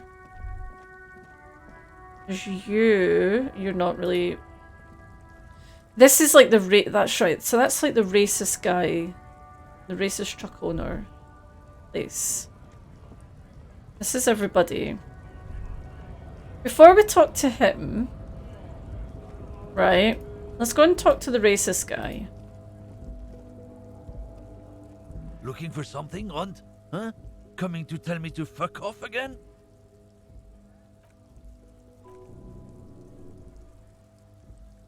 So I asked him if he's got a smoke. He says no. He's got smoke right there in his fucking hand.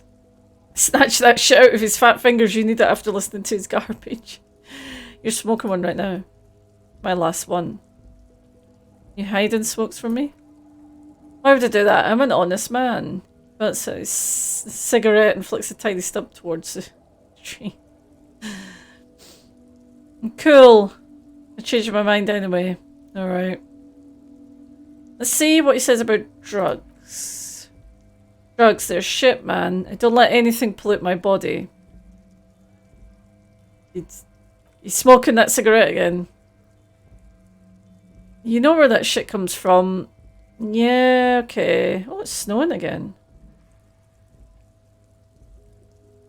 They take the money from our local junkies and use it to outcompete us in the manufacturing sector. They know they can't beat us in a fair fight, so they have to get us to weaken ourselves somehow. It's racial sabotage. Yeah. So my suggestion is saying that if I take his side, then I'm going to get some information. Okay. So, right. Listen, I agree. It's our responsibility to keep this poison off the streets, right? It didn't work. Should have signaled your nationalists before.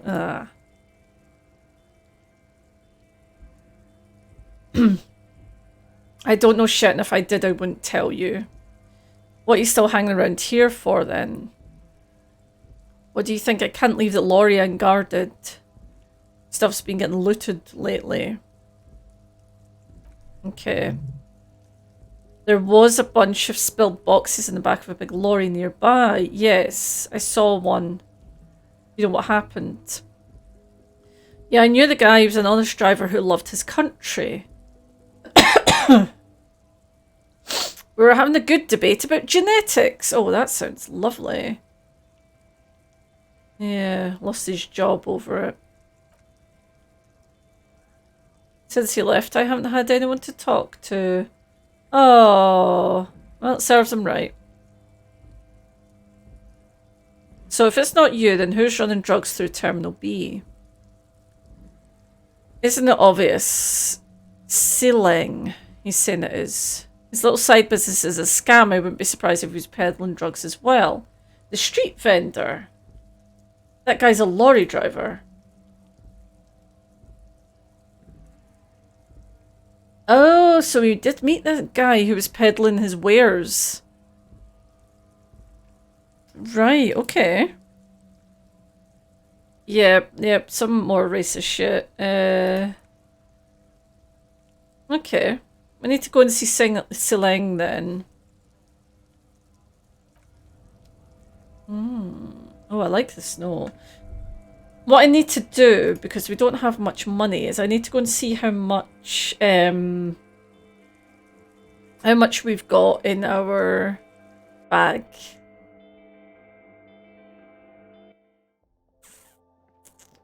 Let's see.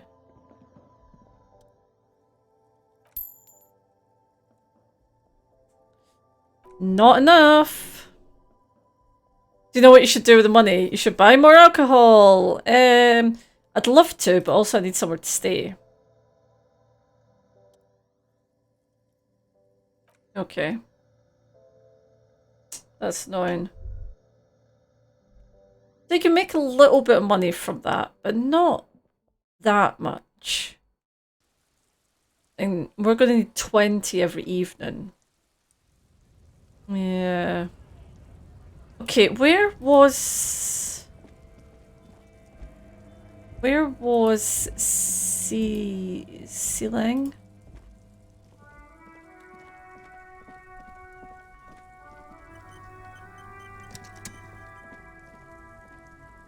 I wonder if that autosave was a time thing or if it was because something's happening. Where was he again? Was he down here? I would have seen him though. Unless he's like down here or something. No. No, because that's just that lady.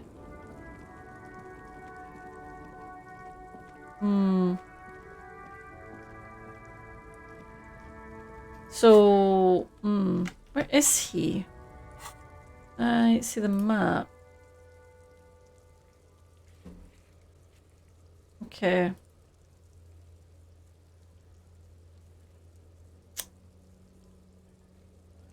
Hmm.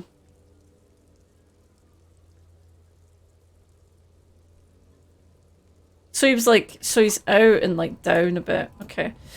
Well, what I think we're gonna do is I think we're gonna go and past Kim's car. Thank you. Yeah, I was just getting myself a little bit lost there. I think we're gonna have a wee chat to him, see if he can tell us anything interesting. And okay, it's in here. There we go. You got anything to? No, it's just your.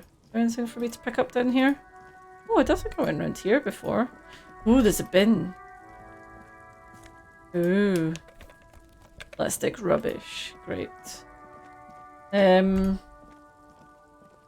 Right. Let's see if he's got anything to say, and then Cool here, officer. I think we'll need to wrap it up. What are we at? It's only 2 hours. I thought we were being here much longer. It's 9 PM. Oh, how's everyone doing, by the way? How are we all doing today? I'm strangely tired, considering I literally didn't get up until 12 o'clock. So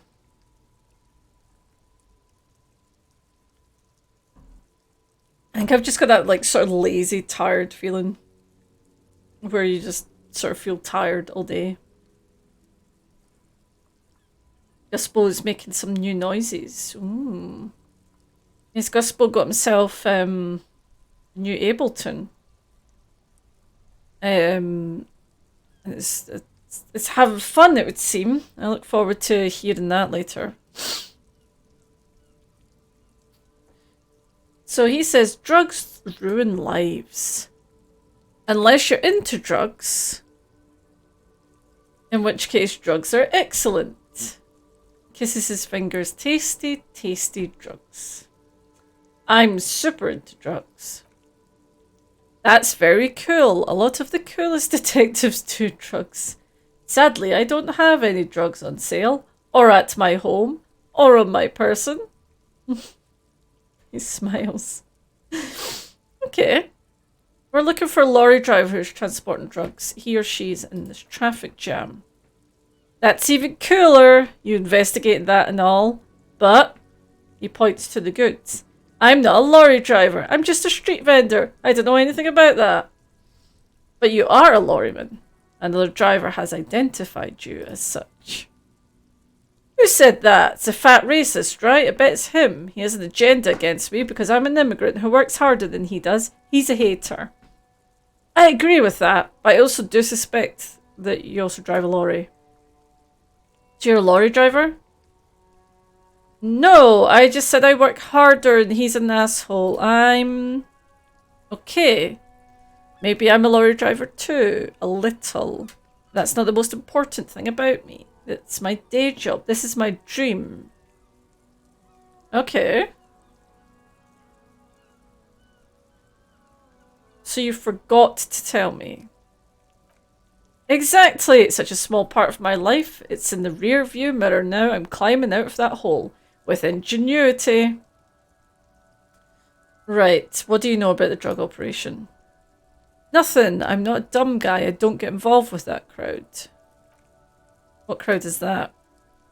The drug crowd. He doesn't want to talk about them. He's afraid. Yeah, who are you afraid of? Look. He looks around and lowers his voice. There's bad people doing bad things here. That's all I know. Please don't get me into this mess. I've spent 15 years working my way up. You don't want to get into this mess. You have to give us a reason to move on. Yeah, okay, let's try that. It's a she. The other drivers call her the lady driver. You're better off staying away from her. The way they talk about her, she's no lady. Who are these other drivers? All of them. I don't know. I told you all I know. Are we cool now? Yeah, who exactly is talking about this lady driver of yours? The racist or the other one with the tattoos? All of them, even the ones who've left. I don't hang out with them. I don't remember who has tattoos. I don't think he's talking about the pale driver. It could be she was strange. I mean, she did say that she doesn't know.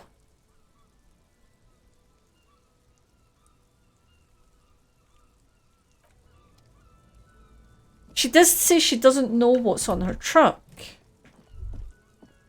Well, what's down here? Have I been here before?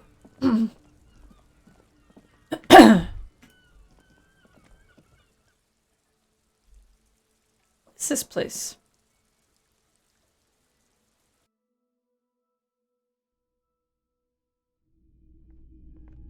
Oh, oh. I just remembered how I'm going to make some money. Because I've got shit to sell. I forgot about that. Help you. Did I not ask him that already? Okay, is Roy high? And then yes, what's he on? Feeling warm and enthralled by the movement of light while the mind continues to race forward. Lucky bastard. He's probably on Pyrrholidon? It's tough to come by. A drug developed by the military to treat and prevent radiation sickness. It has psychedelic side effects and it makes your eyes turn yellow.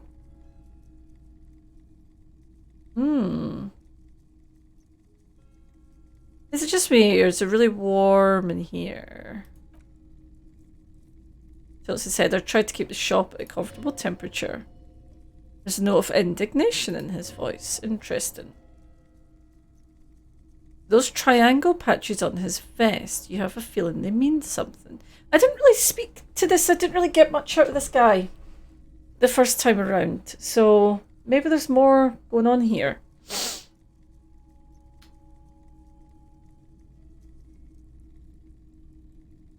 Yeah, what's with the triangles on your vest? I was with the Emergency Relief Brigade, you know, after the People's Pile disaster. Had to take how the hell do you say that? Pyrrholidon for radiation sickness. That's what you were hinting at just now, wasn't it? Wee bit. He's taking it for mental and emotional, not physical pain these days. Okay. Yeah, what's the People's Pile? A bad idea. Some poor leftist built a particle decay generator in hopes of bringing affordable electricity to underserved communities. It malfunctioned. Radioactive waste everywhere. Probably some of it in you too. That's not great. So they're an all-volunteer force, self-organised, try to help fire brigades contain the spill. I lived by the river ever since I was a small boy. The Esperans didn't have the heart to let it all go to shit without trying to do something to help out. There wasn't much the volunteer force could do, however. We've wasted years in the river mud, years getting sick. He looks at the spiraling light and stops. Yeah, it must have been tough, radioactive cleanup. There's a reason why everyone's tried to forget any of it ever happened and why no one has tried to repair or replace the pile. So much disappointment and early deaths, cancer mostly, and we all knew that was coming even if as we were cleaning up. So why did the generator fail? I mean, we've all seen Chernobyl, so we know it was probably lots of people. Yeah. So much bitterness. A bunch of poor people built themselves a primitive nuclear reactor hoping for the best. What do you think is going to happen? Yeah, so how did you end up running a pawn shop? The cleanup happened 15 years ago. I was young. Then my second aunt died, left me this shack and they sort of junk in it. I came to Martinez. People told me don't go there. It's a shithole. I said, people, we just had a nuclear pile meltdown. I can get as far from full park as I can. Still in the same city, but thank you for telling me.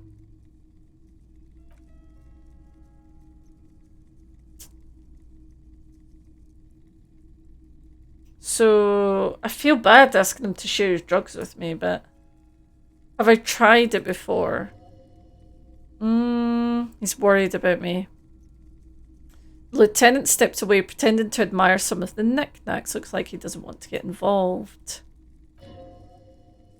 Go ahead then, he thinks. As long as you can walk straight, I don't care. I think I've tried it once. Here you go. He presents a large cap-shaped object on the palm of his hand, very odd looking. Yes, darling, that's a coalition government ordained Pyrrholodon straight into your gut. My violation's not so sure about it. Okay, why? Because it's an anti-radiation drug and you're a cop, not a post-apocalyptic scavenger. I'm gonna do it. I have to. I should save. Let's save beforehand. No, I can't. Okay. I've got it. Okay. I've not taken it yet. Right. I want to ask about my missing gun again.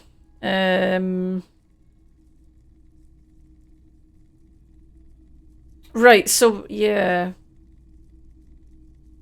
Oh.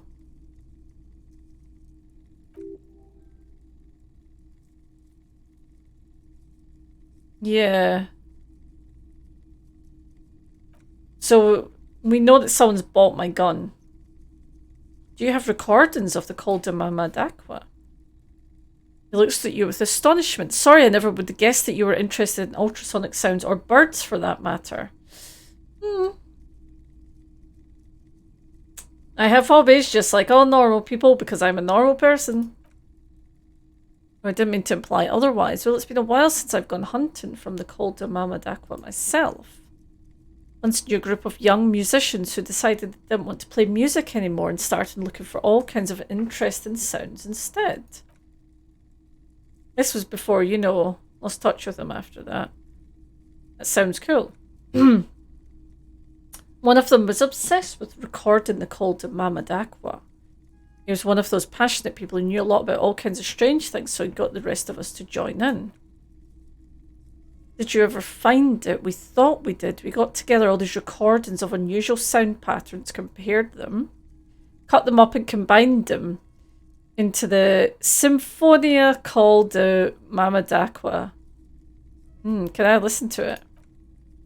Fortunately, I don't have any recordings, none at all. But I do have a tape with some ultrasonic sounds. It might be what you're looking for. Ooh. Do we really have time for this? Yeah. Spin that bird song. He dusts off the case and takes out the tape and places it on the tape player. This recording comes from down the coast. Wasn't looking to record anything specific, just left a recording device there one morning. Keep in mind I have to slow this one down enough to make sounds well over 200 kilohertz audible to the human ears. It will be strange. He switches on the tape player. The speakers begin to emit a low hum.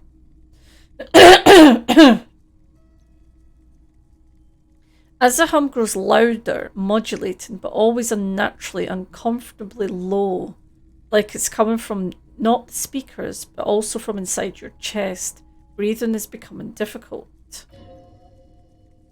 There's a growing sense of dread. The sound is coming from inside you, but also surrounding you. It feels as though someone is standing just outside your range of vision and watching you doing this to you. Is it Kim? He nods to you reassuringly, just as more diverse, higher-pitched sounds, some random, some appearing to form patterns, hit your eardrums. What's that? Gulls and I don't know how you pronounce those birds. Scabbards. But shh. He raises a pointer finger and indicates his head towards the speakers. A new, very high-pitched, shivering sound emerges amongst the others. The low range of sounds is easier to handle with a focal point, but still troubling. You're mesmerised by the sounds, but also feel nausea welling up as the motif continues, then begins to recede, dissolving in what must be the sound of water lapping. He switches off the tape player. You know, now I've listened to it on these new speakers, it's not the Call de Mamadaqua. Wrong patterns, wrong photons. Probably some insect trying to sing higher than its predators can hear. Still fascinating, aren't they? Early morning sounds. Yeah, alright. I mean, cool. Yes, I would like to sell... I have a fascinating photo of a corpse here. I don't want to sell that, but I want you to tell me something about it. Do you know what the tattoos mean? Aphotic patterns, counter-radiation networks, anti-magnetism, it's darkness, that's all I know. Sell me something lighter, okay. Right, so... we're going to sell these. Sorry, Kim.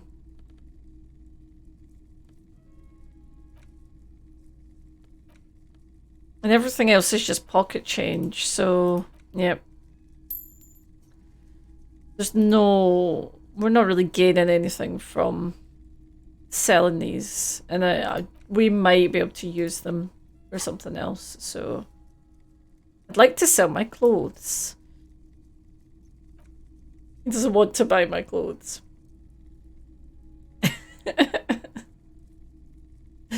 Right. Okay, so we've made some money. That's important. We didn't really get anything else out of there. But that was handy. So, who's the lady driver? Could you be talking about Joyce? I know she's not a truck driver, but there's more about her that we don't know. Oh, this is the... right. We need to wait till Wednesday before we can open that. So, at least we don't have to worry about money for a little bit. Let's go and speak to the pale driver. I don't think it's her. I think it's going to be someone else.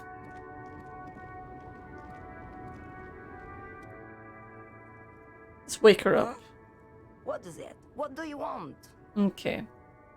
Are you the lady driver? Did you just call me a lady? Yeah, okay.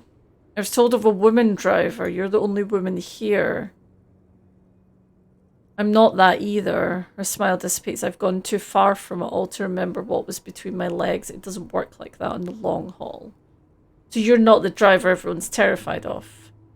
I'm only terrified to small children and those who used to know me. You said long haul. That's, yes, we know. We know what she's been up to. So who is the female driver? Right. She's not going to tell us. Yeah. Did I ask her about drugs? Oh. What I see, what I feel, the great adversary, no drugs can compare. The adversary. Yes, there is a protagonista. She gestures to the intersection. And an adversario. I'm on the side of the adversary. There's no coming back from that hall. Okay.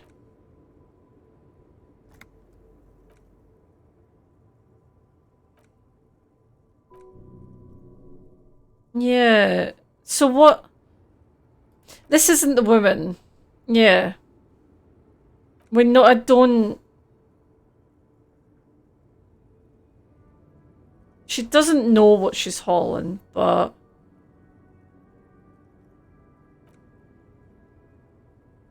It's not diamonds. If you had to guess, who would you think? Easy, it's a skinny man who thinks he's a poet. Never trust a poet. Also, he's the only one I can see from here. Right. Yeah. It's not her. It's definitely not her. Is it... I mean, it's not our poet. But maybe he knows. Because he does seem to know a lot of things. There's no point in asking the racist guy because he's Now not going we're to tell us turning into anything. a kind of a snow limbo, man. What's on your mind? I like this guy. I've heard one of the drivers is a woman, but I don't think she's here. Do you know who she is? He shifts around suddenly uncomfortable, then looks away. I don't want to talk about that.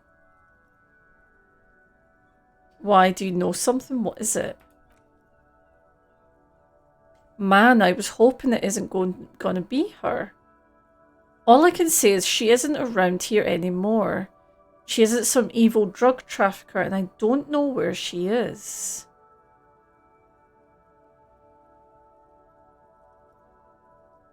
Okay. Who is she? Thank God I don't know. People here call her the lady driver. She kept her name a secret from me too. Now I see why.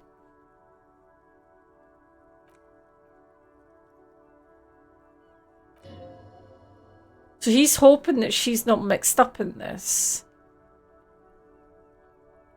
Okay. So who is she to you?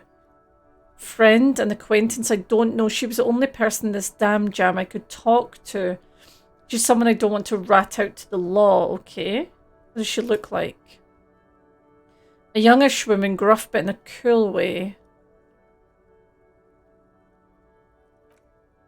Colour hair. Blue and violet dyed. It was violet when she got here, blue before she went. Okay, so we've definitely not... We've not met anyone like that so far. But I'm wondering, is that who bought our gun?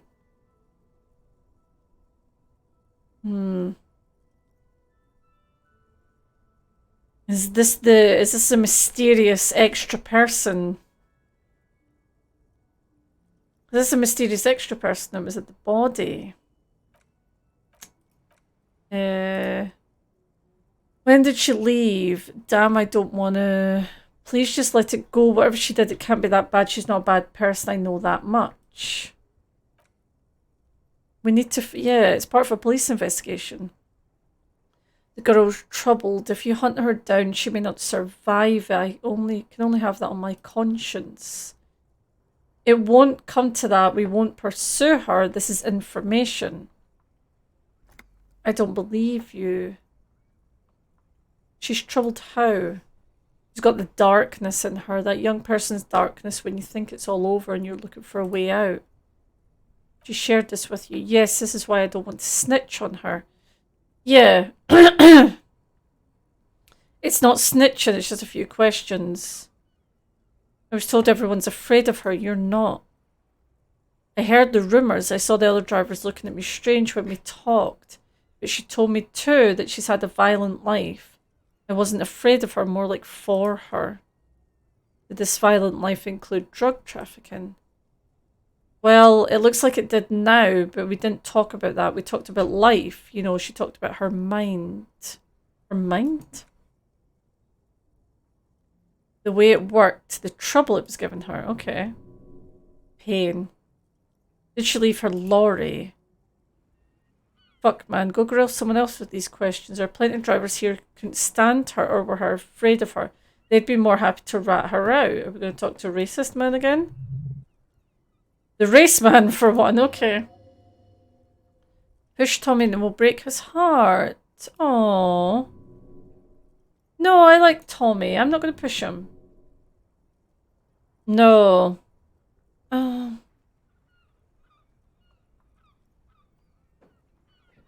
Let's drop it for now. Because we can always... We can always come back if we need to. Looking for something, Hunt? Huh? Coming to tell me to fuck off again? Where's the lady driver? I don't know what you're talking about.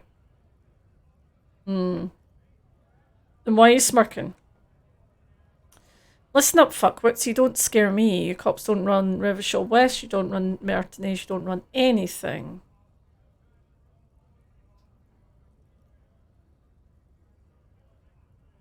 So who does you?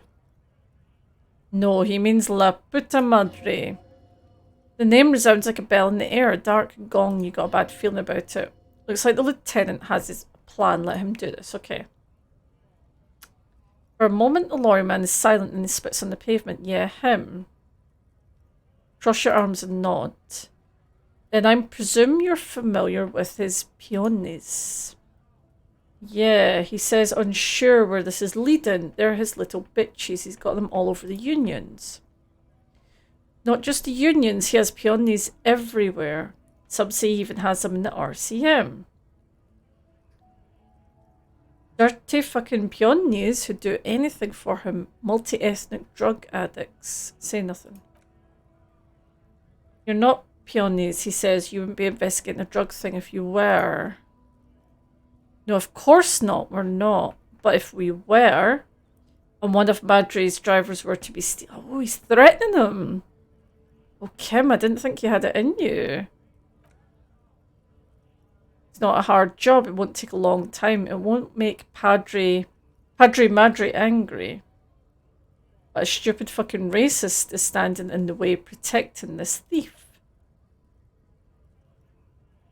He's ours start between you and the lieutenant. I'm not scared of you or the mob. I'm under the protection of the lorrymen in the Carters Guild.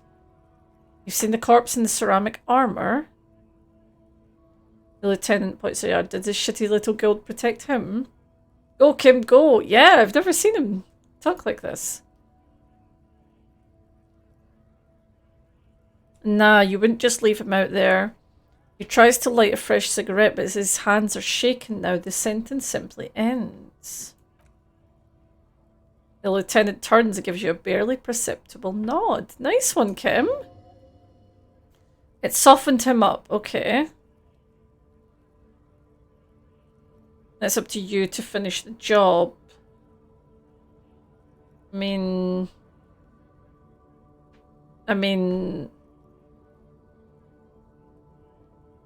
That's not good.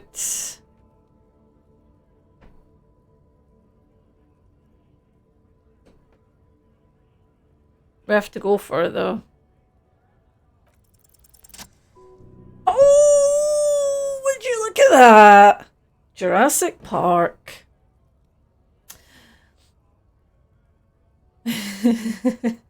I do like that there was a -1 for go fuck yourself. That was very lucky. Yeah, that was very, very fucking lucky. I was not expecting to win that at all. Right, let's see what we find out. Time to turn up the volume. Show me her lorry right fucking now. The lady lorry's driver. Where is it? Oh. Fuck you, I told you I'm not gonna... His voice grows smaller as yours. I'm gonna fuck you for the rest of my life, you understand? Or, I've been to your fucking lorry, I know where it is. I'm gonna burn it down, you hear me? Or, what's your name, fuckhead? I'm gonna go on the police radio saying this guy told Madre to fuck off. I'm gonna go for the sim. This feels like... This feels very powerful. I'm gonna fuck you for the rest of my life. Fucking homo cop. A globule of sweat gathers on his brow. Yeah, simple, classic, to the point. Fuck you, man. He tries to wave you off. Is some lorry down there? Green banged up thing. I don't know if... I don't fucking know who she is. When did she go away? I don't know. I don't even know her name. She just rolls with the fleet and acts like a big shot. Some dyke, probably. I haven't even seen her for days. Where? Past the monument down there. The Green Temple. Now leave me the fuck alone. I'm just happy we got to threaten the racists, let's be honest. I'm very happy about that. So green... near the monument. Okay. Alright. Kim's into it. Yeah. Right. Where is our Green Temple? That's Faln. It's near the monument. It's a small one. So the monument's over here. Not that, is it? That's not green. This one? Ah, it's this one.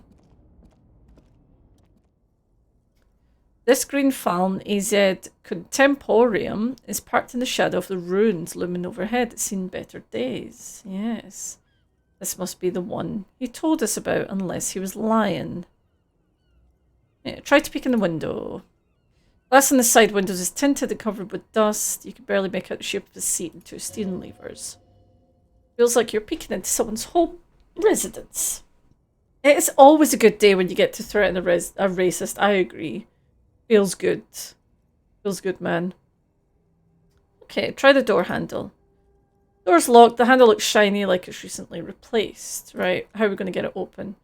Use the pry bar to smash the window. Open it from the inside. Seems like a good idea to me. I'll need to get the thing. Right, so let's get the pry bar. I mean, to be fair, we could kind of smash the window with anything. Oh, yeah. I forgot I got some drugs. +1 to psych, -1 to health. Okay. Sweet.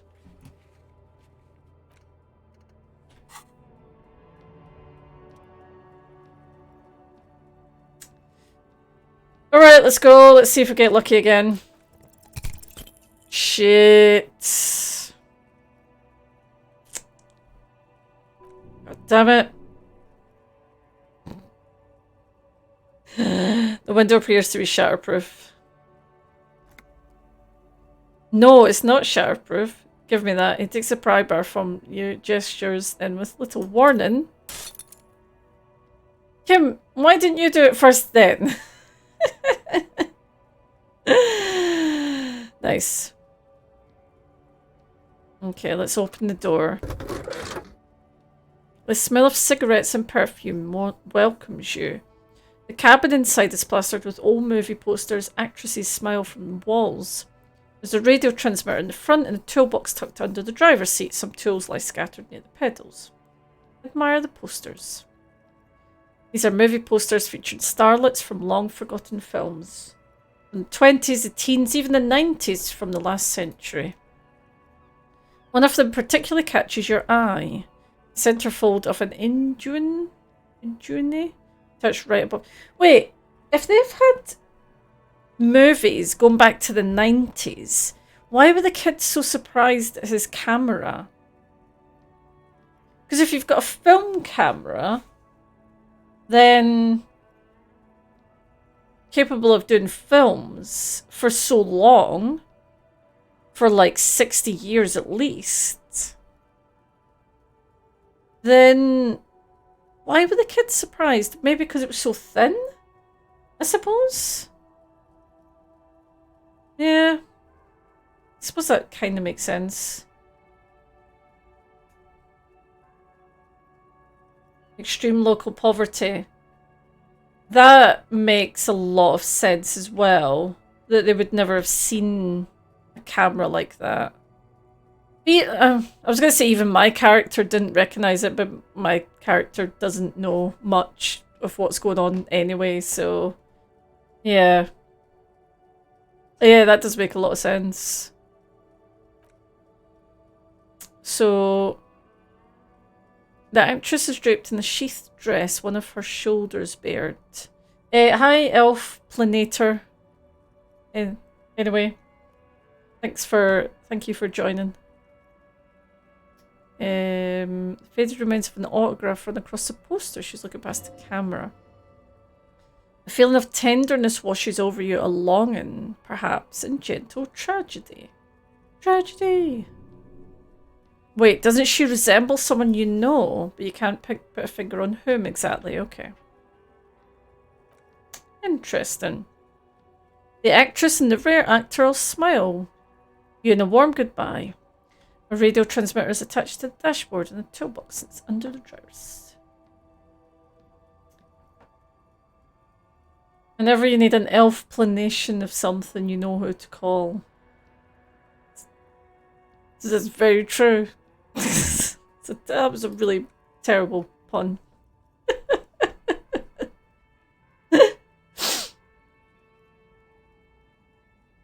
And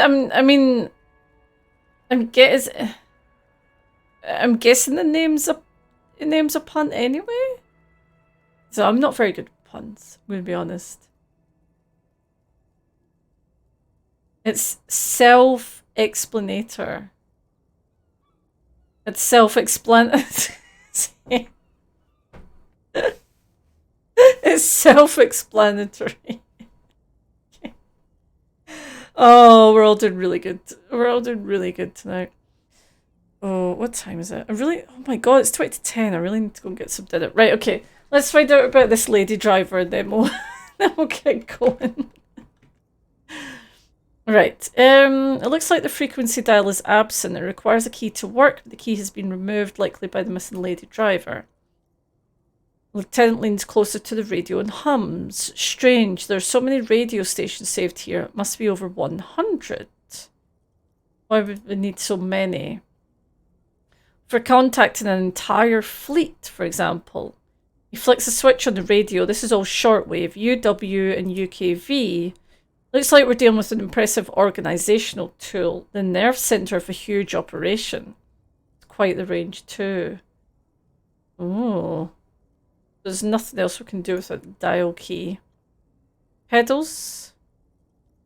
You wedge yourself under the steering wheel to get a better look. Seems like a few tools lying around here. A hammer, a pair of pliers, rusty wrench have been casually thrown. But one odd detail. She is the person. She is the person from the body. One odd detail does catch your eye. A piece of sandpaper has been glued to the throttle. Yes, why? Sandpaper, a novel technique, must be to offer some extra grip to the driver's foot. It would also rub off the pattern, yes. So one of the footprints at the crime scene had an aberration. One sole was smoother than the other, which means that the missing lady driver was present at the lynching. Lieutenant's eyes light up behind his prescription lenses. First the drug smuggling, now this. How deep does this rabbit hole go? Now we know for certain who's the missing eighth person. The lynching. Do you think that Hardy and his boys could also be involved in the drug operation?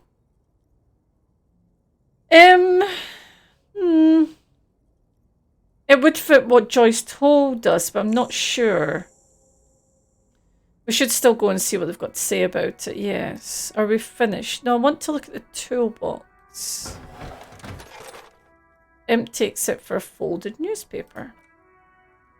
It's an issue of Peripheral in French. From last Wednesday, a piece of paper falls out. Looks like an article ripped out from a radio enthusiast magazine. Complex mathematical equations explain the basics of something called the Ulan frequency system. These formulas look oddly painful. Maybe it's a hangover, but they give you a headache. The lieutenant leans over. The Ulan frequency system. I've never heard of that. I know of FM, AM, UKV, but...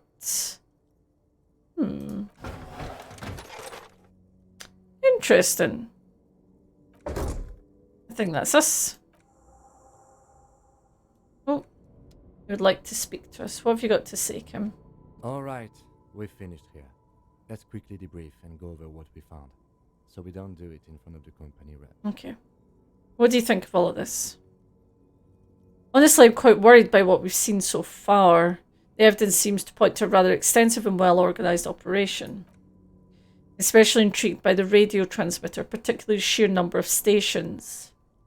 Maybe it's Radio for the Pale. That was what I was thinking. Because... was there mention about... like, radio waves being able to go through, but not going through, like... normal, obviously. So maybe they found a way to communicate through it. I'm not sure what the Ulan frequencies are, but maybe they hold some significance. Yeah. And last but not least, it looks like the Hardy boys knew this driver, as we know she was present at the lynching. This may be the Union connection we've been searching for. Correct. Probe and the case converged, he thinks. This was quite the find. What about the movie posters? How do they factor into all of this? Don't be fooled. Desire always plays a role.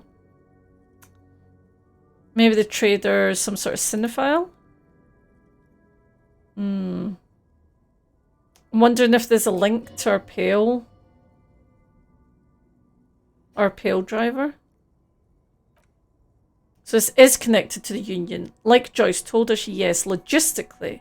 But don't expect us to bust this open during our stay here. At best, this is an angle we can use against them to other ends and extra ammunition. Okay. Will the RCM open an investigation? We should return to the murder case, see what Joyce tells us about the lynching. When we're done for the day, I'll call my station and suggest our narcotics department look into it. Okay. There are more than enough grounds to start an official investigation. Sometime later when we're done, we do not want to get caught in that. What are you thinking? The fact that one hasn't started already gives me pause. An investigation, I mean.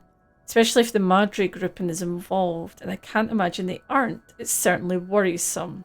There's a hell of a lot of corruption going on, definitely. There's no doubt about that.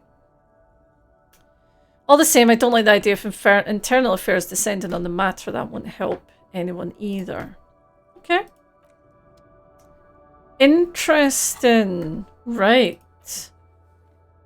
So, next time, I'm going to talk to the Hardy Boys about this. Probably going to go back and see Joyce, see what she's got to say. How long have we got? We've got an hour left on that, so that we'll have that once we finish up here. Hey, Elf Planator, thank you for the follow. I really appreciate the support. We got a lot done today. Really interesting. I'm like, I want to play more. I really want to keep going because I just want to find out more. But also, it is 9:45. I've not had any dinner. We managed to look at the body? Can you believe it? We actually managed to look at the dead body. Yeah, thanks for dropping by. I'll be back like the Terminator. I like the way you play the game, having it. Thank you. This is my first time playing a game like this on stream.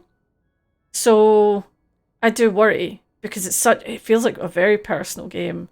Like, I feel like I know I'm going to go watch other people play it, and I know I'm going to have a lot of opinions about how they play. So hearing that is really sweet. Thank you. That means a lot to me. But yeah, what day is tomorrow? It's Thursday. Oh, it's Hogmanay tomorrow. So yeah, I think I'll try and do another stream of this tomorrow. Couple of hours, and then we'll see how it goes. It's been great. Thank you for joining me, and I hope you all have a lovely day or evening or whatever you're up to. So goodbye for now, and I'll catch you all later. Bye bye.